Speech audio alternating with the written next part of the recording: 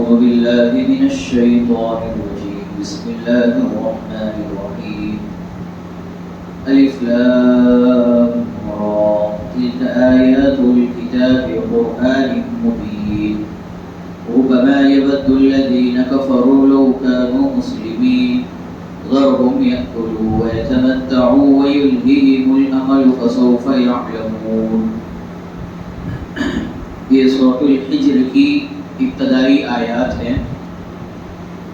ان آیتوں میں اللہ تبارک و تعالی نے کفار اور مشرکین کی مرنے کے بعد ان کی جو تمنا اور ان کی جو آرزو ہوگی اس آرزو کا تذکرہ فرمایا ہے. اور چونکہ سورۃ الحجر اور اس کے بعد آنے والی سورۃ النحل ہے، سورۃ النحل ہے، اور یہ دونوں صورتوں میں اللہ تبارک و تعالی کی خلقت کا تذکرہ فرمایا ہے، نعمتوں کا تذکرہ فرمایا ہے، اور اللہ تبارک و تعالی نے اس کائنات کو کس انداز سے پیدا فرمایا ہے اور اس کے مقاصد کیا ہے اس کا تذکرہ فرمایا ہے. اور اس کے علاوہ بھی قوم ثمود، قوم عاد اور قوم لوط اور دیگر انبیاء اکرام علیہ السلام اور ان کی قوموں کا بھی تذکرہ فرمایا ہے. اور اس کے اندر خاص طور پر اس پارے کے اندر جس چیز کی طرف توجہ دلائی گئی ہے وہ اللہ تعالیٰ کی نعمتوں کی طرف، اور کثرت کے ساتھ اللہ تعالیٰ نے اللہ کی نعمتوں کا، یعنی اللہ نے بندوں کے لیے جو نعمتیں عطا فرمائی ہے ان نعمتوں کا کثرت کے ساتھ ذکر فرمایا ہے اور اس کے فائدوں کا تذکرہ فرمایا ہے. اور اس سورۃ الحجر کی ابتدائی آیات میں فرمایا گیا تلک آیات الکتاب وقرآن مبین، یہ آیات ہیں کتاب اور قرآن مبین کی جو واضح کتاب ہے. ربما یود الذین کفروا لو کانوا مسلمین، اور اے نبی انہیں چھوڑ دیجئے، اور کسی وقت کافر چاہیں گے کہ کاش وہ مسلمان ہوتے. اور اس سے اس بات کا اندازہ ہوتا ہے کہ اللہ تبارک و تعالی نے ایمان کی اہمیت کی طرف اشارہ فرمایا ہے. کیونکہ دنیا کے اندر اللہ تعالیٰ کی جتنی نعمتیں ہیں ان تمام نعمتوں میں سب سے زیادہ قیمتی نعمت وہ ایمان کی نعمت ہے. اور جس کو ایمان کی نعمت مل جائے گی پھر اس کو آخرت کی کوئی پرواہ نہیں ہوگی. یعنی جو دنیا کے اندر ایمان پر استقامت کے ساتھ جمع رہے گا اور آخر سانس تک اللہ کی عبادت میں لگا رہے گا تو پھر تو اس کو جو ہے کسی چیز کی آرزو اور تمنا کی ضرورت نہیں پڑے گی. اسی وجہ سے قرآن کریم کے اندر دوسری جگہوں پر بھی ذکر کیا گیا وَيَقُولُ الْكَافِرُ يَا لَيْتَنِي كُنتُ تُرَابًا، یعنی جب انسان کو موت آئے گی پھر جب دوبارہ اس کو اٹھایا جائے گا انسان کو تو سارے انسان اٹھیں گے، جس میں مسلمان بھی ہوں گے، کافر بھی ہوں گے، ایمان والے ہوں گے، جو اللہ کی ذات پر ایمان نہ رکھنے والے ہوں گے، سب لوگ ہوں گے. لیکن کافروں کا جو عالم یہ ہوگا وَيَقُولُ الْكَافِرُ يَا لَيْتَنِي كُنتُ تُرَابًا، وہ تمنا کرتا رہے گا اور آرزو کرتے رہے گا کہ کاش میں پھر دوبارہ مٹی ہو جاتا، دوبارہ میں دنیا میں چلا جاتا، دنیا میں پھر دوبارہ پیدا ہو کر اللہ کی عبادت کرنے کا مجھے موقع مل جاتا. اور قرآن میں اللہ تعالیٰ نے اسی طرح اشارہ فرمایا ربما یود الذین کفروا لو کانوا مسلمین، کسی وقت کافر چاہیں گے کہ کاش وہ مسلمان ہوتے. تو ہمارے سامنے ایمان ہے، ہمارے سامنے قرآن و سنت ہے، تو اس کو ہمیں مضبوطی کے ساتھ پکڑے رہنے کی ضرورت ہے. ذرهم یأکلوا ویتمتعوا ویلہیہم الامل فسوف یعلمون. اور اس کے بعد فرمایا کہ ان کافروں کو کھانے کے لیے چھوڑ دیں، پینے کے لیے چھوڑ دیں اور دنیا کی عیش و عشرت سے فائدہ اٹھانے کے لیے چھوڑ دیں. فسوف یعلمون، پھر جلد ہی ان کو معلوم ہوگا کہ حقیقت سے بہت جلد وہ روشناس ہونے والے ہیں. اور آگے فرمایا وَمَا أَهْلَكْنَا مِنْ قَرْيَةٍ إِلَّا وَلَهَا کتاب معلوم. اور کتاب معلوم قرآن کریم کے اندر اللہ تعالیٰ نے بہت ساری قوموں کا تذکرہ فرمایا ہے جنہوں نے خدا کا انکار کیا، جنہوں نے نبوتوں کا انکار کیا، رسالتوں کا انکار کیا، نبیوں اور رسولوں کو جھٹلایا اور برا بھلا کہا. ان کے عذاب کے تعلق سے فرمایا ہم نے کتنی بستیوں کو ہم نے ہلاک کر دیا. وَمَا أَهْلَكْنَا مِنْ قَرْيَةٍ إِلَّا وَلَهَا کتاب معلوم ما تسبق من امت اجلها وما يستأخرون، اور کسی امت کو اپنے مقررہ وقت سے نہ پہلے آنے کی گنجائش ہو سکتی ہے نہ پیچھے رکھنے کی۔ یعنی اللہ تعالیٰ کا یہ امر ہے، جس طرح اللہ تعالیٰ نے دنیا کو پیدا فرمایا ہے اپنے ایک نظام کے تحت پیدا فرمایا ہے، اور ایک کے بعد دیگر انبیاء آتے گئے، اور آخر میں نبی علیہ السلام کا آنا بھی طے تھا اللہ کی طرف سے۔ اللہ تعالیٰ چاہتے تو اللہ کے رسول کو پہلے بھی مبعوث فرماتے تھے، لیکن اللہ کے رسول صلی اللہ تبارک و تعالیٰ کی منشا اور اللہ تبارک و تعالیٰ کی چاہت یہ تھی اللہ کے رسول کو آخر میں بھیجا جائے مادس پہ، اور جو طے شدہ امر کے مطابق ہوگا۔ دنیا کے اندر جتنے امور ہوتے ہیں، جو نظام چلتا ہے، وہ طے شدہ امر کے تحت چلتا ہے، اللہ کے بنائے ہوئے نظام کے تحت چلتا ہے۔ وقالوا یا ایھا الذی نزل علیہ الذکر انک لمجنون، پھر آگے فرمایا ما ننزل الملائکۃ الا بالحق وما كانوا اذا منذرین انا نحن نزلنا الذکر وانا له لحافظون، اور ہم نے اس قرآن کو نازل فرمایا ہے، اس کتاب کو نازل فرمایا ہے، اور ہم ہی اس کی حفاظت فرمانے والے ہیں۔ یعنی جس طرح اللہ کے رسول صلی اللہ علیہ وسلم سے پہلے جو رسول آئے اور ان پر جو کتابیں نازل کی گئی تھی، ان کتابوں کی تحفظ کی ذمہ داری اللہ نے اپنے اوپر نہیں لی تھی، لیکن اللہ تبارک و تعالیٰ نے قرآن کریم کی حفاظت کی ذمہ داری اپنے اوپر لی ہے۔ جیسے کوئی آدمی کوئی ایک کار بناتا ہے، کوئی کمپنی بناتا ہے، یا پھر کوئی ایک مثال کے طور پر کوئی ایک سونے یا چاندی کی دکان کا کاروباری کرنے والا ہے، تو اس کو معلوم ہوتا ہے کہ کس جگہ پر کون سی چیز رکھنی چاہیے، اس کے جو کیمرے ہوتے ہیں، سیکورٹی گارڈ ہوتے ہیں، اور تحفظ کے لیے اس کی حفاظت کو اپنی طرح جانتا ہے، کیونکہ اس کے مالک ہے، وہ جو مالک ہوتا ہے وہ مالک اس کی چیز کی اپنے چیزوں کی حفاظت کرنا اچھی طرح جانتا ہے۔ تو اللہ تبارک و تعالیٰ اس قرآن کو نازل فرمایا ہے، اور اس قرآن کی حفاظت کی ذمہ داری اپنے اوپر لی ہے، اور قرآن کے اندر تبدیلی کرنے کی گنجائش کسی کو ہے ہی نہیں۔ جیسے کہ روایات میں آتا ہے، مامون رشید ایک بہت بڑے بادشاہ گزرے، ان کے پاس جو ہے ایک یہودی عالم تھا، بہت جید عالم دین تھا، اور وہ عیسائیوں کی بھی کتابوں سے واقف تھا، یہودیوں کی کتابوں سے بھی واقف تھا، یعنی زبور اور انجیل سے اچھی طرح عبور حاصل تھا اس کو۔ جب وہ مامون رشید کی خدمت میں حاضر ہوا تو کہنے لگا کہ میرے اندر جو صلاحیت ہے اللہ نے جو رکھی ہے، وہ خطاطی کی صلاحیت رکھی تھی۔ خطاطی جس کو کہتے ہیں لکھنے کی، یعنی جو عربی کی لکھنے کی جو صلاحیت، جو فونٹس ہوتے ہیں، جیسے انگلش کے اندر مختلف قسم کے جو ہے فونٹس کے ذریعے سے رائٹنگ لکھی جاتی ہے، تو عربی کے اندر جو خطاطی کا ماہر تھا وہ، اس نے کہا کہ میں ایک مجلس میں جو ہے مامون رشید سے ملاقات ہوئی تو وہ یہودی تھا، اور پھر بعد میں عیسائی ہوا، پھر بعد میں جب تیسری مرتبہ ملاقات ہوئی تھی وہ مسلمان بن کر جو ہے حضرت مامون رشید سے اس کی جو ہے ملاقات ہوئی، تو مامون رشید کہنے لگے تو پہلے تو یہودی تھا، عیسائی تھا، اب کیوں مسلمان ہو گیا؟ تو اس نے اس کے یعنی مامون رشید کے جواب میں یہ کہا کہ میرے اندر اللہ نے خطاطی کی صلاحیت رکھی، اور میں نے اپنی خطاطی کی صلاحیت کی بنیاد پر میں نے انجیل کے اندر تحریف کی، یعنی انجیل کی کتابوں کو نسخوں کو جمع کیا، اور جمع کرنے کے بعد اس کو اپنے میٹھے انداز میں لکھا، اپنی تحریر میں لکھا، اور پھر اس کو لے جا کر چرچ میں رکھا، اس کے گرجا گھر میں رکھ دیا، اور لوگوں نے اس کی خوبصورتی کو دیکھا، لوگوں نے اس خطاطی کے بہت اچھے انداز کو دیکھا، لیکن وہ جو معنی اس کے اندر لکھی ہوئی تھی، جو ترتیب کے ساتھ تھی، اس کو انہوں نے نہیں دیکھا، نہیں پرکھا، اور وہ اس کو ایکسپٹ کر لیا، اور اپنے جو ہے گرجا گھر میں رکھ کر جو ہے اس کی تشہیر کرنی شروع کر دی، اس کی دعوت دینی شروع کر دی، اور زبور کے ساتھ بھی اس نے یہی کیا۔ پھر جب قرآن کی بات آئی تھی تو اس نے قرآن کے نسخے کو بھی لے کر جو ہے اپنے حساب سے جو ہے خطاطی کی، اور اچھے انداز میں قرآن کو لکھا، اور اس کے اندر چند آیتیں اپنی طرف سے گڑھ لی، اپنی طرف سے چند آیتوں کو گڑھ لیا، اور گڑھنے کے بعد جو ہے اس کے ایک نہیں 3 صحیفے بنائے، اور 3 صحیفے قرآن کی، جس کے اندر اپنے حساب سے باتوں کو لکھ کر جو ہے بالکل دکھنے میں یوں نظر آتا تھا کہ بھئی یہ قرآن ہی ہے، یہ قرآن ہی ہے۔ جب اس نے مسجدوں کے اندر رکھ دیا، 2-3 مسجدوں کے اندر رکھا، اور کہا کہ بھئی میں اپنے ہاتھوں سے لکھا ہوں، اس قرآن کو تم پڑھ کر دیکھو، تو قرآن کو پڑھنے والوں نے پڑھ کر کہا کہ بھئی یہ قرآن اصلی قرآن نہیں ہے، جو نبی علیہ السلام پر جو نازل کی گئی کتاب نہیں ہے، اس کے اندر تحریفات ہوئی ہے، اس کے اندر تبدیلی ہوئی ہے. یہ کیسے معلوم ہوا؟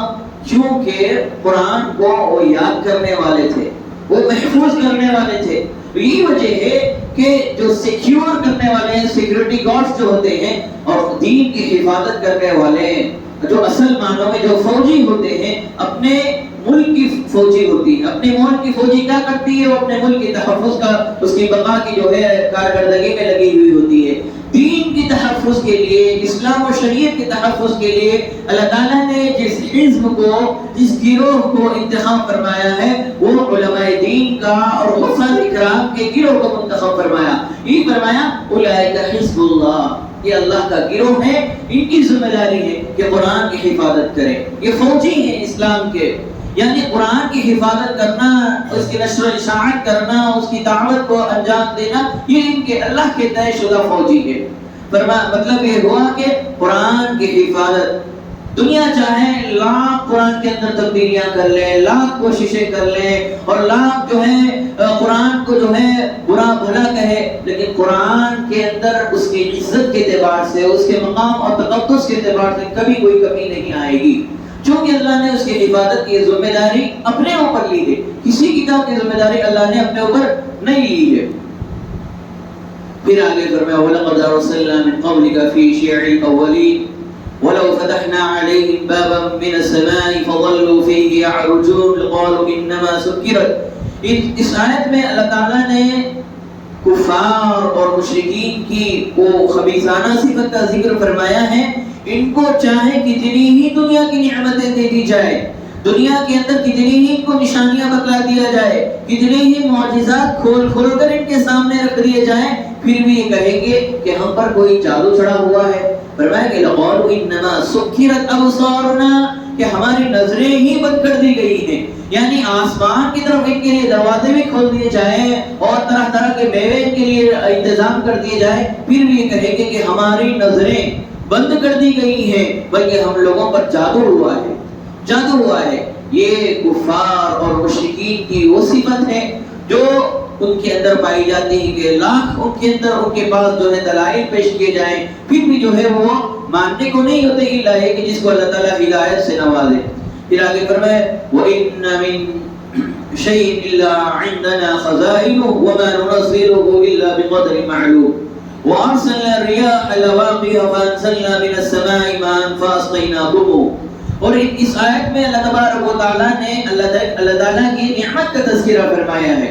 اللہ تعالیٰ کی نعمتوں میں سے ایک بڑی نعمت پانی ہے، اور پانی کے بغیر انسان نہ وضو کر پا سکتا ہے، نہ غسل کو انجام دے سکتا ہے، نہ گھر کی صفائی کر سکتا ہے، یہاں تک کہ اپنے جینے کے لیے بھی اس کے لیے پانی ضروری ہے.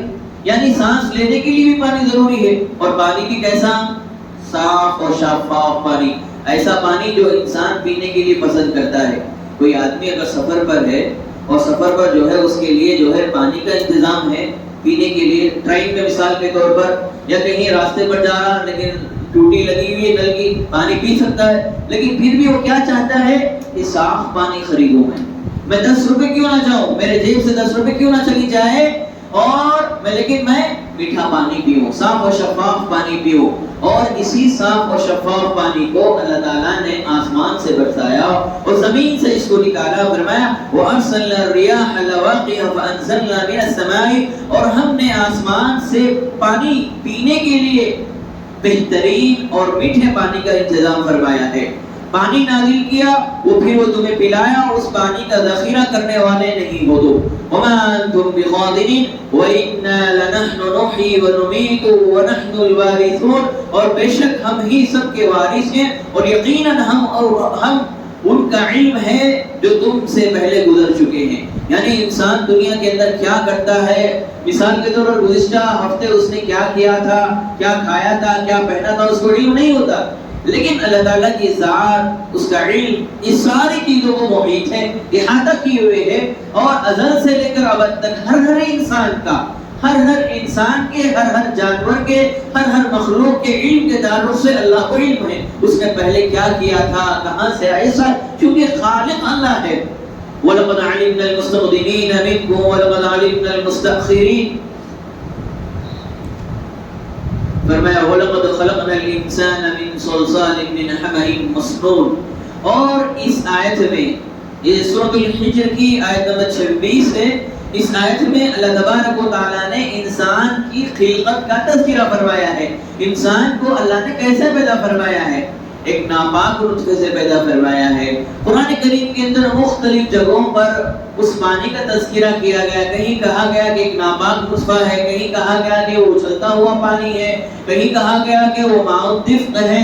وَلَقَدْ خَلَقْنَا الْإِنسَانَ، یقیناً ہم نے انسان کو گارے اور سڑے گارے کی کھنکھناتی مٹی سے پیدا کیا ہے۔ وَالْجَانَّ خَلَقْنَاهُ مِنْ قَبْلُ مِنْ نَارِ السَّمُومِ، اور اس سے پہلے جنوں کو ہم نے سخت حرارت والی آگ سے تخلیق کی ہے۔ یعنی معلوم یہ ہوا ہے کہ اللہ تعالیٰ نے انسان کی خلقت کے لیے پانی کا استعمال فرمایا ہے، اور اسی طرح اللہ تعالیٰ نے انسان کی خلقت کے لیے مٹی کا استعمال فرمایا ہے۔ مٹی اور پانی کے ذریعے سے پتلا بنایا گیا، پھر اللہ تعالیٰ نے اس میں سور پھونکا، یعنی اللہ تعالیٰ نے اس میں اپنی سور پھونکنے کے بعد وہ جو ڈھانچہ تھا، پتلا تھا، وہ اس کے اندر جان ڈالی گئی، جان آئی گئی۔ پھر اس کے بعد جو ہے اللہ تعالیٰ نے دوسری خلقتوں کا اور دوسری مخلوقات کے تخلیق کا بھی ذکر فرمایا، کہا کہ وَالْجَانَّ خَلَقْنَاهُ مِنْ قَبْلُ مِنْ نَارِ السَّمُومِ، کہ ہم نے اس سے پہلے یعنی انسان سے پہلے ہم نے فرشتوں کو جو بنایا ہے، کس سے بنایا؟ اللہ نے نور سے پیدا فرمایا، جو انسان کو نظر نہیں آتی۔ فرشتے جو ہے انسان کو نظر نہیں آتے، اللہ تعالیٰ کو نظر آتے ہیں، کیونکہ بنانے والی ذات اللہ کی ہے، اور دنیا کی کوئی چیز اس سے جو اس کے آنکھوں سے اوجھل نہیں ہے، ہر چیز اللہ کی نظروں میں محیط ہے، تو انسان کو تو نظر نہیں آتے۔ اور اسی طرح اللہ تعالیٰ کی ایک خلقت ہے جس کو شیطان کہتے ہیں، جنات کہتے ہیں، جس کو حرارت والی آگ سے پیدا کیا گیا، اور اسی بات کو لے کر شیطان نے اللہ سے جھگڑا کیا جنت میں، کہا کہ تم نے یعنی اے اللہ آپ نے انسان کو پیدا کیا ہے، مٹی سے پیدا کیا ہے، اور مٹی کے اندر صلاحیت ہے کہ وہ دبتی ہے، اور مجھے آپ نے یعنی آگ سے پیدا کیا ہے، اور میری صفت یہ کہ میں آسمان میں ہوں، اور اسی وجہ سے اس کے اندر تکبرانہ مزاج پایا جاتا ہے۔ آگے اس کا تفصیلی ذکر ہے، وَإِذْ قَالَ رَبُّكَ لِلْمَلَائِكَةِ إِنِّي خَالِقٌ بَشَرًا مِنْ صَلْصَالٍ مِنْ حَمَإٍ مَسْنُونٍ، اور جب آپ کے رب نے فرشتوں سے کہا کہ بے شک سڑے گارے کی کھنکھناتی مٹی سے ایک بشر کی تخلیق ہوئی، فَإِذَا سَوَّيْتُهُ وَنَفَخْتُ فَسَجَدَ الْمَلَائِكَةُ كُلُّهُمْ أَجْمَعُونَ، اور پھر جب سارے فرشتوں نے اکٹھا سجدہ کیا، ابا ان یکون مع الساجدین، تو ابلیس کہنے لگا کہ میں کیوں سجدہ کروں، کہ سجدہ کرنے والوں کے ساتھ میں کیوں ہو جاؤں؟ قال یا ابلیس ما لك الا تكون مع الساجدین، قال لم اكن لاسجد لبشر خلقته من صلصال من حمأ مسنون، اور اس نے کہا کہ ایسا نہیں ہے کہ ایک بشر کو سجدہ کرو جسے تو نے سڑے گارے کی کھنکھناتی سے مٹی سے پیدا کیا ہے۔ قال فاخرج منها فانك رجيم، تو اس بات کو لے کر اللہ تعالیٰ نے اس کو دھکار دیا، شیطان کو کہا کہ نکل جا یہاں سے، فخرج کہتے ہیں جو اپنے زبان میں نکل جا یہاں سے بھاگ جا، فخرج انک رجیم، کہا کہ تو بے شک رجیم ہے اور تو مردود ہے۔ اللہ تعالیٰ کی اس سخت کلامی کے باوجود بھی شیطان نے اللہ سے چیلنج کیا کہ میں سجدہ نہیں کروں گا، میں سجدہ نہیں کروں گا، کیوں میں سجدہ کروں، مجھے آگ سے بنایا گیا۔ تو اللہ کو غصہ آیا، اللہ نے کہا کہ سختی کا تو یہاں سے نکل جا، مردود ہے۔ اس کے باوجود بھی اور آگے اللہ نے کیا فرمایا، وَإِنَّ عَلَيْكَ اللَّعْنَةَ إِلَى يَوْمِ الدِّينِ، اور بے شک تجھ پر قیامت تک لعنت برستی رہے گی، یعنی اللہ نے خود شیطان پر قیامت تک لعنت کے برسنے کا تذکرہ فرمایا، اور قیامت کی صبح تک جو ہے اس کے اوپر لعنتیں برستی رہے گی شیطان پر، کیونکہ وہ انسانوں کو بہکانے میں، بگاڑنے میں، اور انسانوں کو جو ہے راہ راست ہٹانے میں جدوجہد کرتا ہے، اس کی سازش ہی ہے۔ لیکن اس کے باوجود بھی شیطان نے کہا قال رب فانظرنی الی یوم یبعثون، اے اللہ، اس نے کہا کہ میرے رب مجھے اس دن تک مہلت دے دے۔ کون مانگ رہا ہے مہلت؟ شیطان اللہ سے مہلت مانگ رہا ہے، اے اللہ مجھے قیامت تک ایک چانس دے دو کہ میں تمہارے بندوں کو بھٹکاؤں۔ تو اس سے یہ بات معلوم ہوتی ہے کہ جب شیطان، اور آگے اللہ نے اسی آیت میں تذکرہ فرمایا قال فإنك من المنذرین، چل جا میں تجھے قیامت تک مہلت دیتا ہوں، بھٹکا میرے بندوں کو، لیکن میرے بندوں میں وہی بندے بھٹکیں گے جو راہ راست ہے یعنی دین سے، اسلام سے، شریعت سے دور ہیں، وہی لوگ تیرا شکار ہوں گے۔ جو لوگ راہ راست کو اختیار کرے ہوئے ہوں گے، اسلام اور شریعت پر عمل کرنے والے ہوں گے، جو میری بات سننے والے ہوں گے، وہ کبھی تیری بہکاوے باتوں میں نہیں آئیں گے۔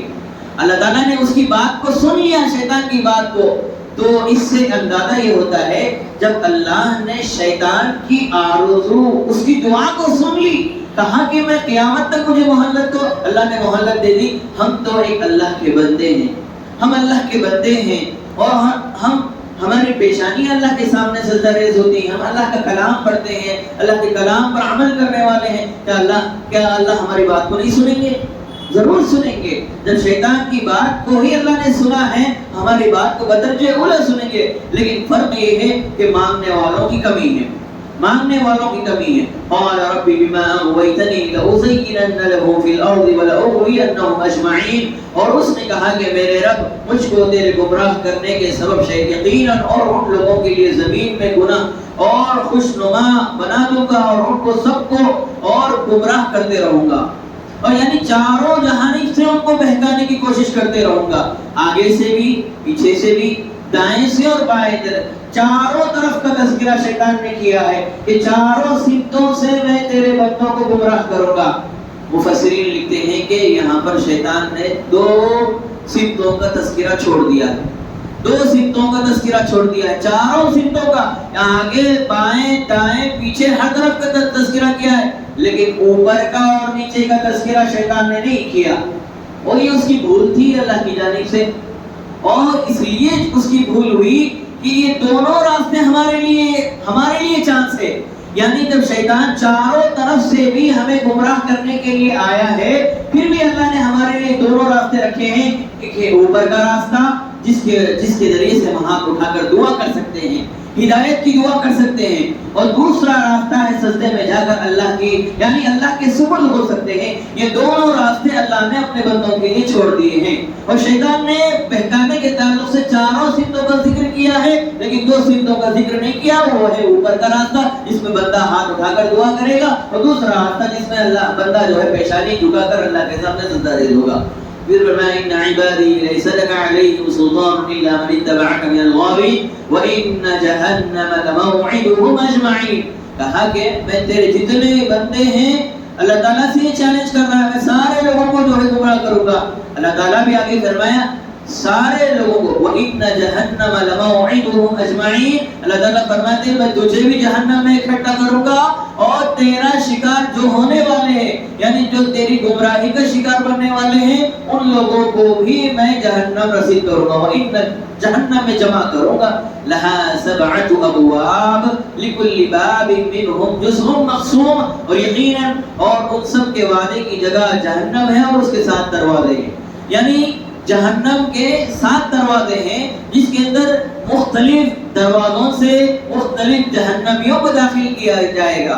جیسا آپ نے رمضان المبارک کی تقاریب میں سنے ہوں گے کہ رمضان المبارک کے موقع پر روزہ رکھنے والوں کے لیے خاص دروازہ ہوگا، ریان ہوگا، جس کے اندر سے جو ہے جنتی داخل ہوں گے۔ تو جس طرح جنت کے 7 دروازے ہیں، اور مفسرین نے لکھا ہے جنت کے جو دروازے ہوں گے وہ بازو بازو ہوں گے، جیسے عام طور پر جو دروازے ہوتے ہیں، پہلا دروازہ، پھر بازو والا دروازہ، پھر تیسرا دروازہ، لیکن جہنم کے دروازوں کی جہاں تک بات آتی ہے وہ دروازے جو ہے ایک کے بعد دیگر، یعنی اوپر ہوگا، پھر دوسرا دروازہ، پھر تیسرا دروازہ، پھر چوتھا، پھر پانچواں، پھر چھٹواں، پھر ساتواں، 7 دروازے اور 7 الگ الگ جو ہے ان کے طرق ہوں گے، جس کے اندر جو ہے ان کے اعتبار سے ان کے گنہگاروں کو اس کے اندر داخل کیا جائے گا۔ اور اسی تفسیر میں لکھتے ہیں مفسرین نے سب سے پہلا جو دروازہ ہوگا جس کا نام ہوگا جہنم، اور نچلا یعنی سب سے نیچے والا جو دروازہ ہوگا اس کا نام ہے ہاویہ۔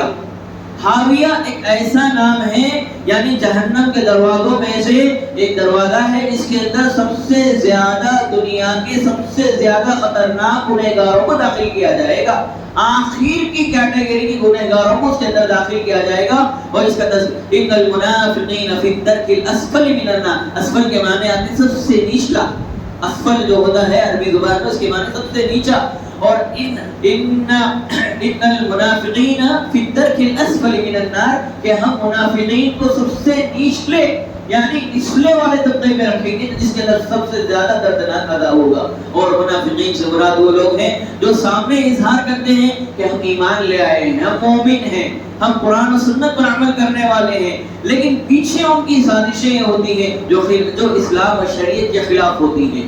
تو اس کے اندر ان کو داخل کیا جائے گا. پھر اس کے اوپر جو ہوگا وہ حاویہ کے اوپر جو ہوگا جہنم ہوگا, پھر اس کے بعد سمما ہوگا, پھر نزا ہوگا, پھر ختمہ ہوگا, پھر جہنم ہوگا. روایت میں آتا ہے کہ حضرت علی رضی اللہ تعالیٰ فرماتے ہیں کہ جس وقت جبرائیل علیہ السلام آئے اللہ کے رسول صلی اللہ علیہ وسلم کے پاس اور یہ سنانے لگے کہ جہنم کی تذکرہ اور اس کے دروازوں کا تذکرہ سنانے لگے, تو سب سے پہلے حضرت جبرائیل نے نیچے والے تذکرے سے شروع کیا, نیچے والے دروازے سے جو ہے اس کا تذکرہ شروع کیا. پھر جب 6 چیزیں ہو گئی اس کے جبرائیل علیہ السلام خاموش ہو گئے اور آپ علیہ السلام نے ان سے پوچھا کہ آپ چپ کیوں ہو گئے؟ آخر کا جو درجہ ہے جہنمیوں کا, یعنی سب سے پہلا جو جہنمی کا جو دروازہ ہوگا کیا ہوگا؟ 2 مرتبہ اور تیسری مرتبہ پوچھنے کے بعد جو ہے جبرائیل علیہ السلام اس کے جواب میں کہنے لگے یہ وہ جہنم کا دروازہ ہوگا, سب سے پہلا جہنم کا دروازہ ہوگا جس میں مومن بندے جو گنہگار بندے ہوں گے, امتی ہوں گے, اور امتیوں کو داخل کیا جائے گا, ان امتیوں کو اس دروازے میں داخل کیا جائے گا. تو یہ سننا تھا کہ اللہ کے رسول صلی اللہ علیہ وسلم بے ہوش ہو جاتے ہیں اور گڑ گڑانے لگتے ہیں اور رونے لگتے ہیں, اور یہ غم یہ علم ان کے اوپر 3 دن تک گزرتا ہے. اور 3 دن کے بعد بھی اما جان عائشہ رضی اللہ تعالیٰ عنہ دوسرے اصحاب رسول بھی ان سے پوچھتے ہیں کہ آپ تو 3 دن سے بہت غمگین نظر آ رہے ہیں, کیا ماجرا ہے؟ تو ان کو یہ ساری کیفیت سناتے ہوئے بھی اللہ کے رسول صلی اللہ علیہ وسلم جو ہے رونے لگے کہ جہنم کا سب سے پہلا جو دروازہ ہوگا اس کے اندر جو ہے امتیوں کو جو ہے داخل کیا جائے گا. العیاذ باللہ, اللہ تعالیٰ ہماری حفاظت فرمائے. پھر اس کے بعد اللہ تعالیٰ نے متقیوں کا تذکرہ فرمایا. متقین جو ہوں گے ان کو جنت کا جو وعدہ کیا گیا اور جنت کے اندر جو ہے سلام کرتے ہوئے داخل ہوں گے. ادخلوها بسلام آمنین ونزعنا ما في صدورهم من غل اخوانا على سرر متقابلین. یعنی اہل جنت کا تذکرہ اللہ تعالیٰ نے جب اہل دوزخ کا ذکر کیا تو اہل دوزخ کے بعد اللہ نے اہل جنت کا تذکرہ فرمایا. اور جنتیوں کی علامت اور خاصیت یہ ہوگی کہ وہ جنت میں داخل ہوتے ہوئے بھی سلام کریں گے. ادخلوها بسلام آمنین, کہ امن اور شانتی کے ساتھ اور پرسکون انداز میں روب اور دبدبے کے ساتھ وہ جنت کے اندر داخل ہوں گے, سلامتی کے ساتھ سلام کرتے ہوئے داخل ہوں گے. نبئ عبادی انی الغفور الرحیم وان عذابی هو العذاب الالیم, اور بے شک میرا عذاب بھی بہت بڑا دردناک ہے. ونبئهم عن ضیف ابراہیم. اس سورۃ الحجر کی آیت نمبر 51 ہے. ان آیتوں میں اللہ تبارک و تعالیٰ نے حضرت ابراہیم علیہ السلام کے اس ضیوفانہ انداز کا تذکرہ فرمایا جس میں مہمان آتے ہیں ان کے بعد, اور جو مہمان فرشتے کی شکل میں آتے ہیں, فرشتے آتے ہیں مہمان کی شکل میں آتے ہیں, اور اس سے بہت سارے اسباق ہمیں ملتے ہیں. ضیوفت یعنی ایک مہمان نوازی کا سبق ملتا ہے, اور دوسرا یہ ہے کہ وہ فرشتے جب گھر میں داخل ہوتے ہیں تو سلام کر کر داخل ہوتے ہیں. اور اذ دخلوا علیہ فقالوا سلاما, جب وہ فرشتے حضرت ابراہیم علیہ السلام کے گھر میں داخل ہوتے ہیں تو سلام کرتے ہوئے داخل ہوتے ہیں. اور آگے فرمایا کہ وہ فرشتے حضرت ابراہیم علیہ السلام کو ایک خوشخبری سنانے کے لیے آئے ہیں, اولاد کی خوشخبری سنانے کے لیے آئے ہیں. اور جو بڑھاپے کی عمر کو پہنچ چکے تھے اور انہوں نے کہا کہ میں بڑھاپے کی عمر کو پہنچ چکا ہوں, مجھے اولاد کیسے ہوگی؟ یہ اللہ کا یعنی اللہ کی قدرت ہے. اللہ تعالیٰ جس کو چاہتے ہیں وہ جب چاہتے ہیں عطا فرما دیتے ہیں. قال بشرناک بالحق فلا تکن من القانطین, اور وہ بولے کہ ہم نے تجھے حق یعنی امر واقعی بشارت دے دی ہے, چنانچہ نا امیدوں میں سے نہ ہو. نا امیدی جو ہے یہ کفر کی علامت ہے. اور قال ومن يقنط من رحمت ربه الا الضال, اور ابراہیم نے کہا اور اپنے رب کی رحمت سے تو گمراہ لوگ ہی نا امید ہوتے ہیں. اپنی حضرت ابراہیم کہتے ہیں اللہ کی ذات سے وہی لوگ گمراہ ہوتے ہیں, اللہ کی امید سے وہی لوگ گمراہ ہوتے ہیں, امید نہیں لگاتے ہیں جو گمراہ لوگ ہیں جن کا ایمان کمزور ہے. یہ انشاءاللہ سورۃ الزاریات میں 27 کی ابتدائی آیات میں بھی یہ واقعہ جو ہے آئے گا انشاءاللہ. وجاء اہل المدینہ یستبشرون. اس کے بعد اللہ تبارک و تعالیٰ نے فأخذتهم الصيحة مشرقين، اور سورج کے نکلتے انہوں نے ایک جھگڑنے آ پکڑا. فجعلنا علیہا سافلہا وامطرنا علیہم حجارۃ من سجیل منضود. فرمایا کہ پھر ہم نے اس بستی کے اوپر والے حصے کو اس کے نیچے والے حصے سے کر دیا. یہ عذاب کا تذکرہ ہے. اہل شہر جو فرشتوں کو نوجوان سمجھ کر ان کے پاس آئے تھے اور انہوں نے ان کے ساتھ قوم لوط جو قوم تھی، اور انہوں نے قوم لوط فرشتے ایک انسان کی شکل میں آئے تھے اور انہوں نے ان کے ساتھ غلط رویہ اختیار کیا تھا، تو اللہ تعالیٰ نے ان کے اوپر عذاب کو مسلط فرمایا. اس کے بعد وَإِن كَانَ أَصْحَابُ الْأَيْكَةِ لَظَالِمِينَ، اور بے شک ایکا یعنی بستی والے، ایکا سے مراد وہ بستی ہے جو شعیب علیہ السلام کی بستی جہاں پر وہ تھے، جہاں پر انہوں نے دعوت کا کام کیا، اس بستی کو کہتے ہیں ایکا. اور یہاں پر بھی اللہ تبارک و تعالیٰ نے قوم شعیب کی ہلاکت کا تذکرہ فرمایا. پہلے قوم عاد کی ہلاکت کا تذکرہ، پھر اس کے بعد اللہ تبارک و تعالیٰ نے قوم شعیب کا تذکرہ فرمایا ہے. یہ برا شعیب ہیں جن کے لیے الفاظ استعمال کیے گئے ایکا کے. اور حضرت قتادہ اور کئی مفسرین نے لکھا ہے کہ ایکا گھنے درخت کو کہتے ہیں، اور ان کا ظلم یہ تھا کہ اللہ تعالیٰ کے ساتھ شرک کرتے تھے اور راستے کو کاٹ دیتے تھے اور نام توڑ میں کمی پیشی کرتے تھے. قوم شعیب جو تھی یعنی شعیب علیہ السلام کے جو ماننے والی قوم تھی، اس کے اوپر جو عذاب آیا، مفسرین نے لکھا ہے کہ سب سے بڑی انہوں نے جو اللہ کی نافرمانی کی وہ یہ کہ شرک کیا، اور دوسرے نمبر پر انہوں نے عدل اور انصاف کی بنیاد پر اپنے کاروباروں کو، اپنے نظام کو، اپنے معاشرتی نظام کو عدل کی بنیاد پر نہیں کیا، ظلم و زیادتی کرتے تھے. اسی بنیاد پر اللہ تعالیٰ نے ان کو ہلاک کر دیا. وَمَا خَلَقْنَا السَّمَاوَاتِ وَالْأَرْضَ وَمَا بَيْنَهُمَا إِلَّا بِالْحَقِّ. اور آگے اللہ تعالیٰ نے آسمانوں کو اور زمینوں کو پیدا کرنے کے تعلق سے اور اس کے درمیان میں جو کچھ بھی چیزیں ہیں اس کے پیدا کرنے کے تعلق سے بیان فرمایا کہ یہ حق کے ساتھ، تحقیق کے ساتھ ہم نے پیدا کیا ہے.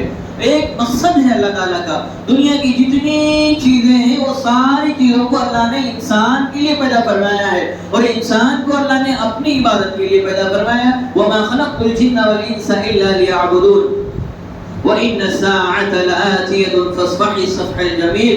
اور پھر آگے فرمایا کہ اور یقیناً قیامت آنے والی ہے، تو اے نبی آپ کافروں سے خوبصورت انداز سے درگزر کریں. کافروں کے ساتھ درگزر کرنے کا حکم دیا گیا اور ان کے معاملات میں، کیونکہ ان کی جو ظلم و زیادتی تھی. پھر آگے فرمایا وَلَقَدْ آتَيْنَاكَ سَبْعًا مِنَ الْمَثَانِي وَالْقُرْآنِ الْعَظِيمِ. اور بے شک ہم نے آپ کو بار بار دہرائی جانے والی 7 آیات اور قرآن عظیم دیا ہے. 7 آیات قرآن عظیم دیا ہے، یعنی اللہ تعالیٰ نے قرآن کریم کو نازل کرنے کے بعد اللہ کے رسول کو یہ بتلایا جا رہا ہے کہ ہم نے سب سے بڑی مقدس کتاب کو آپ کی طرف نازل فرمایا ہے. اور یہ بھی فرمایا کہ 7 آیات سے مراد مفسرین نے لکھا ہے کہ سورۃ الفاتحہ ہے. سورۃ الفاتحہ قرآن مجید کا بہت بڑا انعام ہے. نبی علیہ السلام اور آپ کو عظمت والا قرآن عطا کیا گیا، لہذا آپ دنیا اور اس کی زیب و زینت کی طرف نہ دیکھیں، یہ تو ہم نے دنیا داروں کے لیے ہی بنایا ہے. اور سورۃ الفاتحہ اس کی فضائل اور اس کے مناقب اپنی جگہ ہے، اور بہت ساری حدیثوں کے اندر سورۃ الفاتحہ کی فضیلت بیان کی گئی ہے. اور یہ قول حضرت علی رضی اللہ تعالیٰ عنہ، حضرت عمر اور حضرت ابن مسعود رضی اللہ تعالیٰ عنہ سے بھی روایت ہے کہ بسم اللہ اس سورت کی مستقل آیت ہے اور اللہ تعالیٰ نے بطور خاص تمہیں عطا فرمائی ہے. وَقُلْ إِنِّي أَنَا النَّذِيرُ الْمُبِينُ كَمَا أَنزَلْنَا عَلَى الْمُقْتَسِمِينَ. اور کہہ دیجئے کہ بے شک میں تو صاف صاف ڈرانے والا ہوں. كَمَا أَنزَلْنَا عَلَى الْمُقْتَسِمِينَ، ایسے ہی عذاب سے جیسا کہ ہم نے قسمیں کھانے والوں پر نازل کیا ہے. یعنی جو لوگ قسمیں کھاتے ہیں بلا ضرورت کی قسمیں کھانوں سے بھی جو ہے، قسموں کے کھانے سے بھی جو ہے منع کیا گیا ہے. پھر آگے فرمایا فَاصْدَعْ بِمَا تُؤْمَرُ وَأَعْرِضْ عَنِ الْمُشْرِكِينَ. چنانچہ آپ کو جو حکم دیا جاتا ہے آپ کھول کر سنا دیجئے مشرکین کو. یعنی اللہ کی جانب سے جبرائیل علیہ السلام نے جو پیغام اللہ کے رسول کی طرف لے کر آئے ہیں، اس پیغام کو کفار و مشرکین تک کھلے انداز میں جو ہے پیش کرنے کا حکم دیا گیا. پہلے جو حکم یہ تھا کہ اپنے اہل خانہ میں، رشتہ داروں میں، پھر اس کے بعد پھر آہستہ آہستہ جب دین جو ہے اسلام پھلنے اور پھولنے لگا اور نبوت جو ہے اللہ کے رسول صلی اللہ علیہ وسلم کو عطا کر دی گئی، تو پھر اس کے بعد جو ہے یہ حکم نافذ کر دیا گیا. اے نبی آپ کھل کر جو ہے دین کو اسلام کو ان تک پہنچا دیجئے. اِنَّا كَفَيْنَاكَ الْمُسْتَهْزِئِينَ، اور بلا شبہ ہم ہنسی اور مذاق اڑانے والوں کے لیے ہم کافی ہیں. یعنی دین اسلام کی نشر و اشاعت، اس کے پیغام کو لوگوں تک پہنچانے کے لیے جو چیزیں مانع ہوتی ہیں، جو لوگ استہزاء کرتے ہیں، مذاق اڑاتے ہیں قرآن کا یا قرآن کو پہنچانے والوں کا یا قرآن کی چیزوں کا، جیسا کہ آج ہو رہا ہے دنیا کے اندر. اللہ کے رسول صلی اللہ علیہ وسلم نے یہ فرمایا وَأَعْرِضْ عَنِ الْمُشْرِكِينَ، آپ ان مشرکین کی کوئی پرواہ مت کیجیے. مشرکین کی جو آپ کے راستے میں رکاوٹ بن رہے ہیں، جو آپ کے دین کے لیے رکاوٹ بن رہے ہیں، آپ کی دعوت کے لیے رکاوٹ بن رہے ہیں، آپ ان کے تعلق سے کوئی پرواہ مت کیجیے. ہم آپ کی حفاظت کرنے والے ہیں. اِنَّا كَفَيْنَاكَ الْمُسْتَهْزِئِينَ، ہم آپ کی حفاظت، ہم آپ کے لیے کافی ہے. جو لوگ مذاق اڑا رہے قرآن کا، حدیث کا، نبی کا، اللہ کا، ان کے لیے ہم کافی، ان سے ہم نمٹ لیں گے. الذين يجعلون مع الله إلها آخر، پھر فرمایا کہ یہ وہ لوگ ہیں جو اللہ کے ساتھ کسی اور دوسرے معبود کو شریک کرتے ہیں.